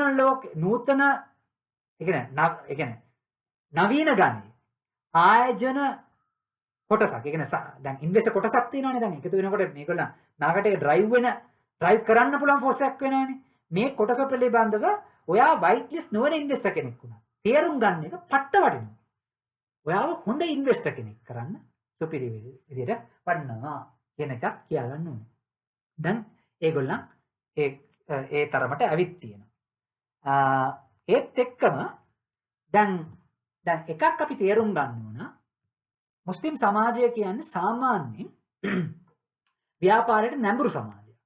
ඒත් එක්කම දැන් තමයි ඒගොල්ලන් වයිට් ලිස්ට් Tamanට මේ වගේ ආයෝජනය කරන්න පුළුවන් කියන දේ පිළිබඳව දැන් තමයි ඒගොල්ලන් දැනගන්නේ. ඒක හන්ද සාපේක්ෂව. දැන් ලංකාවේ ගමකෝ දැන් උදාහරණයක් මම කිව්වොත් දැන් සිංහල සමාජය හෝ දෙමළ සමාජය ගත්තොත් අපි නිකන් සරලව අපේ භාෂාවෙන් කිව්වොත් මාකට් එකට බහින්න පුළුවන් මානසිකත්වයේ තියෙන මිනිස්සු ඉන්නවනේ. දැනටම බහැලා ඉවරයි. ඒක තමයි ඇත්ත. ඒක අර ග්‍රැජුවල් ඉන්ක්‍රිමන්ට් එකක් තමයි තියෙන්නේ. ප්‍රතිශතයක් වගේ 100ට 1ක් 2ක් තමයි වැඩි වෙන්නේ. ඒ කියන්නේ දැන් ඒ ක්‍රමවේදයට අනුව ඒ වගේ මෙන්ටැලිටි එකක් තියෙනවා. ඒ කියන්නේ රිස්ක් ගන්න කැමැති. එතකොට මේ හයි ROI වලට කැමැති. කැල්කියුලේටඩ් රිස්ක් කරන්න කැමැති. හොඳ ස්ට්‍රැටජිස් ඩ්‍රාෆ්ට් කරන්න පුළුවන්. ඒ සමාජවල ඉන්න හැමෝම දැන් මාකට් එකට බොහෝමයක් කොටසක් ඇබ්සෝබ් වෙලා ඉවරයි. ඇත්තටම දැන් අර ශරියා කම්ප්ලයන්ට් ක්‍රමයට ආයෝජනය කරන පුද්ගලයන් නිව්කමර්ස්. මෙච්චර කාලයක් ලංකාවේ හිටියේ නෑ. ඩෝන් ගාලා දැන් මේ මාකට් එකට එනවා. එතකොට දැන් කියන්නේ ඒක නිකන් new impetus එක. එතකොට මේගොල්ලන්ට මාකට් එකට ලොකු impetus එකක් දැන් දෙන්න පුළුවන්. ඒක හන්න මේගොල්ලන් පිළිබඳව ලංකාවේ කොටස් වෙළඳපොළ ඒක ආශ්‍රයෙන් වැඩ කරන Security and Exchange Commission එක වෙන්න පුළුවන්. එතකොට FDIs Foreign Direct Investment ගේන්න දඟලන BOI එක වෙන්න පුළුවන්. අමාත්‍යාංශවල වෙන්න පුළුවන්. CSC එක වෙන්න පුළුවන්. ඉන් පස්සේ CSC එකට CSC එකේ දැනටත් ආයෝජනය කරලා list කරලා secondary listing එකට හරි IPO එකට පස්සේ secondary listing එකට හරි නැත්තම් තමන්ගේ capex එක කොහොමද වැඩි කරගන්නේ? කියන්නේ market capitalization එක කොහොමද වැඩි කරගන්නේ? rights issue එකට තව කොහොමද යන්නේ? නැත්නම් තව potential පිළිබඳව හොයන පුද්ගලයන් ඉන්නවනේ. ඔයා corporate sector listed company එකක් පවා වෙන්න පුළුවන්. PLC එකක් වෙන්න පුළුවන්. ඔයා brokering firm එකක් වෙන්න පුළුවන්. මේ දේ ගැන තේරුම් ගන්න එක අපි හැමෝටම CSC එකට, ඒ කියන්නේ white list ක්‍රමවේදය පිළිබඳව ඒ කියන්නේ ආයෝජන ක්‍රමවේදය පිළිබඳව දැනගන්න එක හන්දා අපි හැමෝටම මම කියපු ඒ කොටස්කරුවන් ඒ ස්ටේක්හෝල්ඩර්ස් සහ අපි හැමෝම එකතු වෙලා මේ මාකට් එකට යම්කිසි හොඳ දෙයක් කරන්න පුළුවන්. ඒකට දැන් මම white list පිළිබඳව යම්කිසි ඉන්ට්‍රොඩක්ෂන් එකක් දුන්නා. ඒගොල්ලන් කවුද? ඇයි මේගොල්ලන් දැන් කොහොයත් නැති කාලේ වගේ දැන් අමුතු උනන්දුවක් තියෙන්නේ තියෙන එක. ඉන් පස්සේ යම්කිසි දෙයක් කිව්වා. ඇයි මේ කවුරුද මේකට නම්බරු අවධානය දෙන එකද මේ මාකට් එකට හොඳයි. ඉන් පස්සේ ඔයා non white list investor කෙනෙක් වුණා කියලා කියමුකෝ. ඔයාට ඇයි මේගොල්ලන් ගැන යම්කිසි අවබෝධයක් තියෙන එක හොඳයි කියලා. end of the day market එක move වෙන්නේ demand and supply එක අනුව විතරයි. දැන් නැත්තම් Elon Musk Tesla එක $300කට යන්නේ නැහනේ. ඒ කියන්නේ පට්ටන්ත P/E ratio එකක් තියෙනකොට ඒ වගේ 300 ඉල්ලුම අනුව තමයි demand එක උඩහට යන්නේ. ආයේ end of the day ආයෝජකයන් මාකට් එක drive කරන්නේ. එතකොට ඕන ආයෝජකයන් පිළිබඳ ඒගොල්ලන්ගේ thinking pattern පිළිබඳ ඒගොල්ලන් කොයි දිහාවටද යන්නේ, කොයි දිහාවටද යයි කියන යයිද කියන එක පිළිබඳව යම්කිසි අවබෝධයක් ගන්න පුළුවන් නම් ඔයා white list investor කෙනෙක් වෙන්න පුළුවන්, white list නොවන investor කෙනෙක් වෙන්න පුළුවන්. ඔයාව නිකන් මේ පට්ට හොඳ ආයෝජකෙක් කරයි. එම නිසා ඔයාට ඇයි මේක වැදගත් වෙන්නේ? මම කලින් ටච් කරා වගේ sharia compliant investment එකට අනුව උදාහරණ ගත්තොත් සුකූක් එක ගිය සතියේ නැත්නම් සත් දෙකකට කලින් තමයි launch කරේ. තාම sharia compliant UT account එකක් හරි. එහෙම දෙයක් හරියට හදාගත්තු ක්‍රමවේදයක් නැහැ. එතකොට මම කිව්වා වගේ මේගොල්ලන්ට ගොඩාක් මේ ක්‍රිප්ටෝ වල හරි නැත්නම් ඩිජිටල් කරන්සි වල හරි තව තැන්වලදී ඒ කියන්නේ non sharia compliant investor නැත්නම් trader කෙනෙකුට හරි නැත්නම් non white list trader කෙනෙකුට හරි නැත්නම් investor කෙනෙකුට හරි තියෙන අර investment liberty එක මේගොල්ලන්ට නැත. උදාහරණයක් ගත්තොත් ඔයා නිකන් නෙමෙයි සමාවෙන්නේ ඔයා white list නොවන investor කෙනෙක් කියමුකෝ. ඔයා නිකන් මේ secure පුද්ගලයෙක් ඔයා ආයෝජනය කරනවා කියලා කියමුකෝ. එතකොට මේ ඔයාට තියෙන අර investment liberty එක මේගොල්ලන්ට නැත. නමුත් ඕගොල්ලන් එක දෙයක් තේරුම් ගන්න මේගොල්ලන්ට දැන් අර white list කියන ගන්ස් කරගන්න. නමුත් ඒකත් එන්නේ ලොකු constraints එක්ක. දැන් කොළඹ කොටස් වෙළඳපොළ ගමුකෝ. කොළඹ කොටස් වෙළඳපොළේ දැනටම අපි බැලුවොත් මේගොල්ලන්ට perform කරන හැම කම්පැනි එකකම සල්ලි දාන්න බෑ. දැන් කියමුකෝ කන්වෙන්ෂනල් බැංක් එකක් කියලා දැන් මෙයා white list ක්‍රමවේදයට අනුව ආයෝජනය කරන ආජයකෙක් කියලා කියමුකෝ. එයාට ආයෝජනය කරන්න බෑ. නැත්තම් distilleries වල දාන්න බෑ. finance companies වල දාන්න බෑ. hospitality sector එක ගත්තත් hospitality sector එකේ දාන්න බෑ. ඇයි hospitality sector කියන එක තහනමට ලක් වෙච්ච sector එකක් නෙමෙයි. ආගමට අනුව. නමුත් hospitality sector එකේ major income එක large portion of their income come from food and beverage. ඒ කියන්නේ liquor සහ casino ආදායමත් involve වෙනවා. එතකොට ඒගොල්ලන් highly capex driven business එකක් නේ. එතකොට මේගොල්ලන්ගේ borrowing එක පට්ට විශාලයි. එතකොට ඒකත් සාමාන්‍යයෙන් 35ක් 40ක් පයින්නවා debt to equity ratio එක. conventional borrowing එක. එතකොට මේ පැත්තට මේගොල්ලන් යන්න බෑ. එතකොට මේගොල්ලන් ලොකු උනන්දුවක් තියෙනවා ඉන්වෙස්ට් කරන්න. හැම වර්ගයේ ඉන්වෙස්ට්මන්ට් එකකුත් කරගන්නත් බෑ මේගොල්ලන්ට. ඒත් එක්කම මේගොල්ලන් කොටස් වෙළඳ පොලේ හැම කම්පැනි එකම ආයෝජනය කරන්න බෑ. එතකොට මේගොල්ලන්ට එතනින්ම ඒගොල්ලන් අර ආයෝජනය කරන්න පුළුවන් දැන් non white list කෙනෙකුට කම්පැනි 100ක ආයෝජනය කරන්න පුළුවන් නම් මේගොල්ලන්ට නිකම්ම ආයෝජනය කරන්න පුළුවන් වෙන්නේ කම්පැනි 20ක වගේ. ඒතකොට නිරෝධ වෙනවා. එතකොට මේගොල්ලන්ගේ behavior එක අපිට ලේසියෙන් තේරුම් ගන්න පුළුවන්. white list කියලා කියා ගන්නවා නම් ඒ කියන්නේ white list ක්‍රමවේදයට අනුව ආයෝජනය කරනවා නම් දැන් ඕගොල්ලන් හැමෝටම දන්නවා දල වශයෙන් ඕගොල්ලන් හිතුවොත් white list investment ප්‍රතිපත්තියට අනුව ආයෝජනය කරනවා කියලා කියා ගන්න ආයෝජකයෙක් ඉන්ෂුරන්ස් නැත්නම් බැංකුවක ආයෝජනය කරනවා නම් most likely ඒගොල්ලන් කොහෙද සල්ලි දායිද කියලා ඕගොල්ලන්ට බලන්න. ඒක දැනගන්නක ඔයාට පට්ට වාසියක් නෙන්න. ඇත්තටම white list investor වඩා ඔයාට හොඳ ලාභයක් ගන්න. ඉන් පස්සේ තව දෙයක්ත් තියෙනවා. මම මුලින් කිව්වනේ අර 130ක නැත්තම් මේ 130ක debt to equity ratio ඉන් පස්සේ purification ratio සම්බන්ධයෙන්. දැන් ඔයා හිතලා බලන්න white list investors ලා කවුරුත් purification ratio ඒ කියන්නේ තමන්ගේ එක්තරා කම්පැනියක් ගත්තා කියලා කියමුකෝ. ඒ කම්පැනියේ සාමාන්‍ය මම කියන්නේ සාමාන්‍ය කම්පැනියක් ගත්තා. ඒ කම්පැනියේ total ආදායමෙන් ඉස්ලාම් දහමෙන් තහනම් කරපු වර්ගයේ ආදායම් මාර්ග වලින් උපය ගන්න ආදායම 4%ක් 5ක් වුණත් ඒකට ලං වෙන්න මේගොල්ලන් කැමති නැහැ. ඇයි? ලබන ක්වෝටර් එකේ ඒක 5%ක් 6ක් වෙන්න පුළුවන්. අර ඒ වගේම තියෙන්න බෑනේ. එතකොට මේක රයිට් ලිස්ට් එකකින් ඈත් වෙයි. එතකොට ඒගොල්ලන් ආයේ එළියට යන්න ඕනේ. එක්සිට් වෙනවා. ඒක ලොකු කම්ප්ලිකේෂන්ස් තියෙනවා. එතකොට මේගොල්ලන් බලන්නේ පියුරිෆිකේෂන් රේෂියෝ එක සාමාන්‍යයෙන් 0 එකට ලං වෙන්න කම්පැනිස් තමයි බලන්නේ. එතකොට ආයේ මේගොල්ලන් බලනවා දැන් debt to equity ratio බලනවා debtම නැති කම්පැනිස් තමයි බලන්නේ මුලින්. ඔයගොල්ලන්ට දන්නවා සමහර plantation companies තියෙනවා මේගොල්ලන් අතර popular. හොඳට බැලුවා. ඒක debt to equity ratio එක ගත්තත් ඉතාමත් පහළ මට්ටමක තියෙනවා. ඔව් 0 වගේ තියෙනවා. නැත්තම් මේගොල්ලන් බලනවා මම කියවනේ දැන් ඉස්ලාමික් බැංකින් සෙක්ටර් එකක් දියුණු වෙලා තියෙනවා කියලා. මේගොල්ලන් අවධානය දෙන්නේ sharia compliant loans ගත්තු companies දිහාට. නැත්තම් හරි ඒකත් නැත්තම් යන්නේ debt to equity ratio එක පට්ට පල්ලහැ මට්ටමක තියෙන කම්පැනි. ඒ කියන්නේ 130ක් වුණාට මේගොල්ලන් බලන්නේ 105ක් දාන. ඒ 20 තව අඩු වෙනවා. එතකොට මේගොල්ලන් ගැන ඕගොල්ලන් හරි අවබෝධයක් දෙන්න පුළුවන් නම් අඩේ හොඳයි නේ.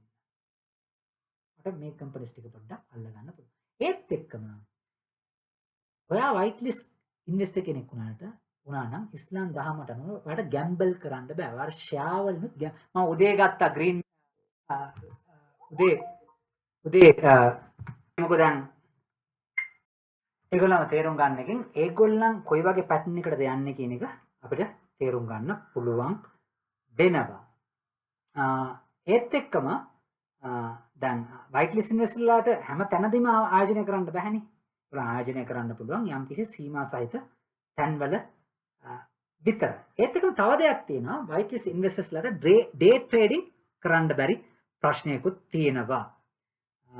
day trading කරන්න බැරි ප්‍රශ්නයකුත් තියෙනවා. එම නිසා ඒගොල්ලෝ ගැම්බල් කරන්න බෑ. ෂෙයා මාකට් එක උනත් පවා ඒ කියන්නේ උදේ රෙඩ් වෙනකොට අරන් හවස ග්‍රීන් වෙනකොට දෙන්න බෑ. value add වෙන්න ඕනේ. එතකොට මේගොල්ලන්ව සාමාන්‍යයෙන්ම තල්ලු කරන්නේ rational decision making එකට. නිකන් මේ ඔහේ කෙනෙක් කිව්වා කියලා ගන්නත් බෑ. ඔය කියලා දෙන්නත් බෑ. එහෙම දෙයක් තමයි තියෙන්නේ.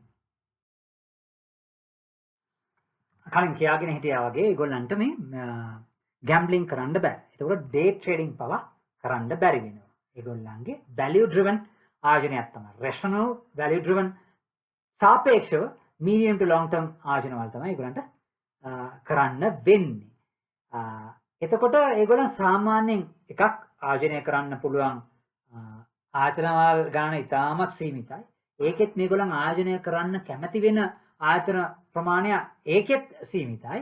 එතකොට මේගොල්ලන් ආයෝජනය කරන්නේ අද ආරං හෙට දෙන්න වගේත් නෙමෙයි. අර ස්ටේබලයිසිං ෆැක්ටර් එකත්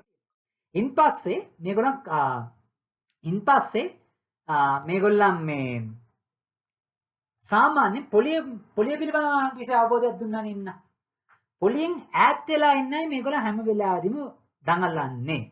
එතකොට මේගොල්ලන් මාජින් ට්‍රේඩින් වලට යන එක ඉතාමත් අඩුයි. ගැම්බ්ලින් පොලියෙන් පොඩක් ඈත් වෙලා ඉන්න හන්ද මාජින් ට්‍රේඩින් වලට යන එක ඉතාමත් අඩුයි. මේගොල්ලන් ආයෝජනය කරන්නේ තමන්ගේම සල්ලි බොහොමයක් අවස්ථාවල වලදී පාවිච්චි කරගෙන. එතකොට ඒ වගේ දේවල්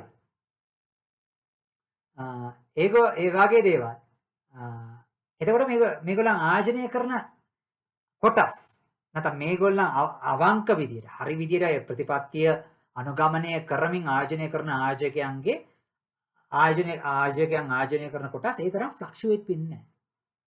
කොටස් ස්ටැබිලිටි එකකුත් තියෙනවා. මාර්ජින් කෝල්ස් වලට බය වෙන්නත් ඕන. එතකොට ටෙක්නිකලි කිව්වොත් අර වයිට් ලිස්ට් ඉන්වෙස්ටර්ස්ලා යන කොටස් සාමාන්‍ය ස්පෙකියුලේටිව් කොටස් වෙන්න තියෙන වාතාවරණය අඩුයි. ඒක හන්ද පොඩක් ස්ටේබලයිසිං ෆැක්ටර් එකකුත් වෙනවා. ඔක හන්ද ඔය ලොන්ග් ටර්ම් නැත්තම් පොඩක් රෂනලි ස්ටේබලයිස්ඩ් කොටසක් බලනවා නම් ඒ පිළිබඳව තව අවධානය දෙන්න. තව දෙයක් තියෙනවා. දැන් අපි මාකට් එක රන් වෙන්නේ කොටස්සේ ප්‍රයිස් එක මූව් වෙන්නේ අර පොඩක් ඉන්ස්ටිටියුෂනල් ඉන්වෙස්ටර්ස් එනකොට නෙන්න. ඉන්ස්ටිටියුෂනල් ඉන්වෙස්ටර්ස්ට මේ වගේ කොටස් තමයි අවශ්‍ය වෙන්නේ. මේගොල්ලන් මේ හෙට අද අරන් හෙට දෙන කොටස් වලට කැමති වෙන්නේ නැහැ නෙන්න කවුරුත්. එහෙම කොටස් දෙන්න කවුරුත් කැමති වෙන්නේ නැහැ.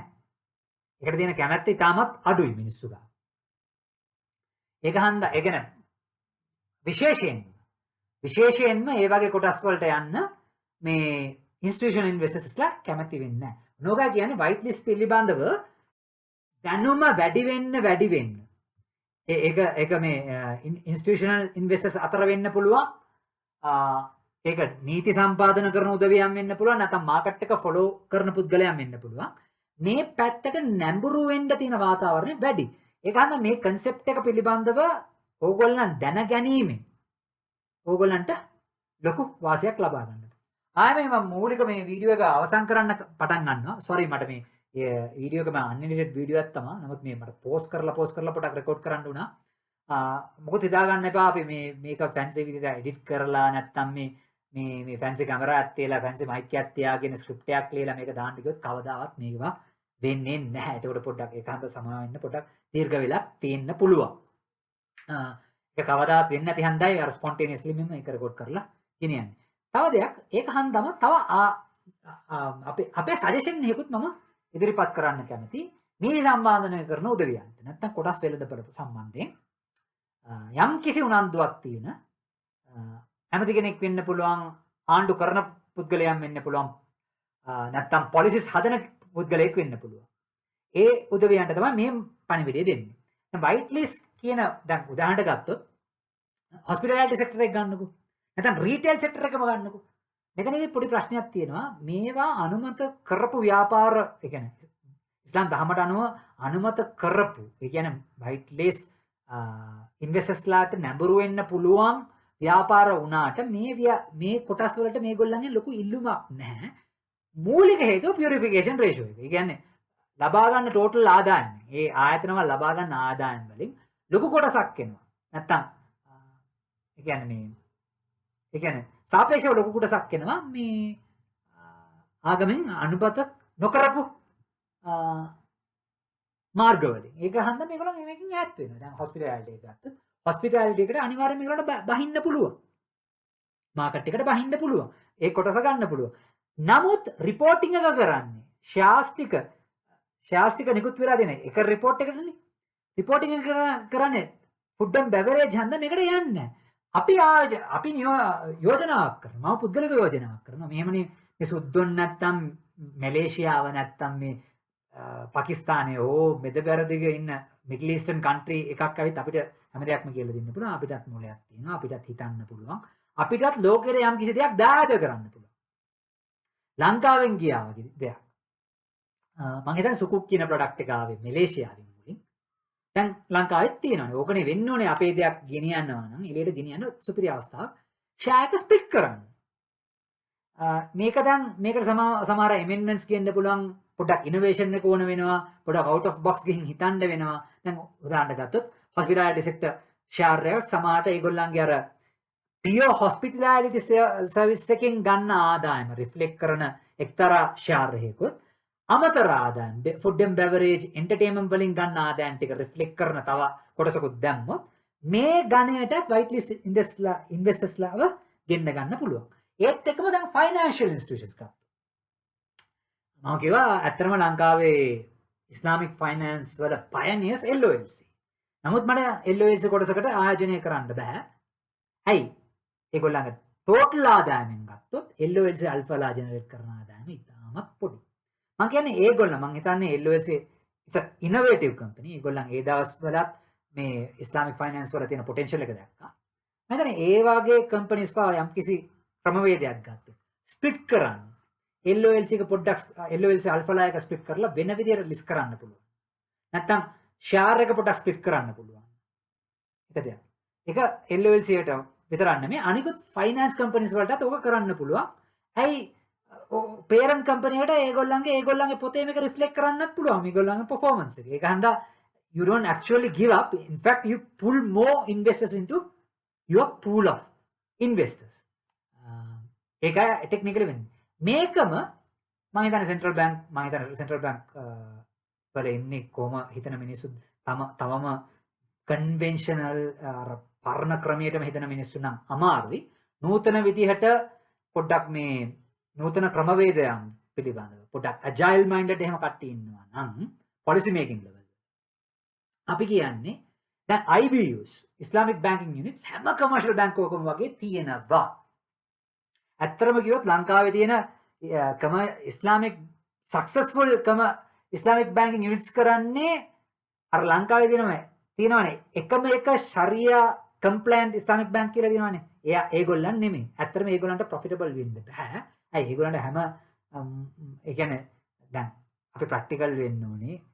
sharia compliant banking unit එකකට හරිය නැත්නම් sharia compliant bank එකකට ගිහින් හැමෝම invest කරන්නේ නැහනේ. හැමෝම ආයෝජනය කරන්නේ නැහනේ. sorry හැමෝම deposits දාන්නේ නැහනේ. ඒකට අර ඇත්තම කිව්වොත් sharia compliant investors තමයි යන්නේ. එතකොට මේ සාමාන්‍යයෙන් ගත්තොත් දැන් මුස්ලිම් වරුන් බහුලව ඉන්න ටවුන් වල තියෙන ඒගොල්ලන්ගේ branches ටික ඇත්තටම profitable. අනිකුත් branches බොහෝමයක් ඒගොල්ලන්ගේ liabilities. ඒත් සාපේක්ෂ කන්වෙන්ෂනල් බැංක් එකක් ගන්නකො ඒගොල්ලන්ගේ දැන් ඒගොල්ලන් ඔපරේට් කරන්නේ IBS ටික ඔපරේට් කරන්නේ ඕන branch එක ගිහින් ඩිපොසිට් කරන්න පුළුවන් ගණන් දෙනු කරන්න පුළුවන්. එතකොට මේ මොඩල් එකට ඒ sharia compliant කියන මොඩල් එකට තියන් යන අර කොළපාට ලෝගෝ එකක් තියන් යන බැංකුවට ඇත්තටම ප්‍රොෆිටබල් වෙන්න අමාරුයි. ලංකාව වගේ රටක. ඒගොල්ලන්ගේ බිස්නස් මොඩල් එක වෙනස් කරන්න ඕනේ. ඒගොල්ලන් they should focus more on digitalizing. ඒකට තමයි ඒගොල්ලන්ගේ මාජින් එක ඒගොල්ලන්ට තව පළදායක කරගන්න පුළුවන් වෙන්නේ. ඒකෙත් අප හැන්ඩ් එක තියෙන්නේ conventional banks. ඒගොල්ලන්ට network එක තියෙන හන්ද. මේකෙන් යම් කිසි ක්‍රමවේදයක් ගේන්න පුළුවන් නම් IBUs ටික පොඩ්ඩක් ස්ප්ලිට් කරන්න යම් කිසි ක්‍රමවේදයකින්. මේකට brainstorming sessions තියෙන්න පුළුවන්. මේක කරන්න බැරි දෙයක් නෙමෙයි. If the will is there, we can pull this one off. ඒකයි ඇත්ත. ඒක කරන්න පුළුවන්. ඒකට ක්‍රමවේදවල් තියෙනවා. reporting එකනේ end of the day. You can do that. Split කරන්න පුළුවන්. හඳුනා ගන්න පුළුවන් හරි සහ වැරදි ක්‍රමවේදවල්. ඒක හන්ද මේකටත් ඒ වගේ පුරවැසියන් ඒ කියන්නේ white list කියන ගණේ ආයෝජකයන් ගෙන්න ගන්න පුළුවන්. ඇත්තටම මම නම් හිතන්නේ ලංකාවේ hospitality දැන් ලංකාවේ පාරම්පරිකවම highly perform කරන ගොඩාක් කොටස් white list නෙමෙයි. hospitality sector එක සහ අපේ banking sector. අපි ප්‍රතිපත්තියක් වශයෙන් FDIs foreign direct investments white list investment ක්‍රමවේදයට අනුව මෙහෙට ගෙන්න ගන්න කැමති වෙනවා.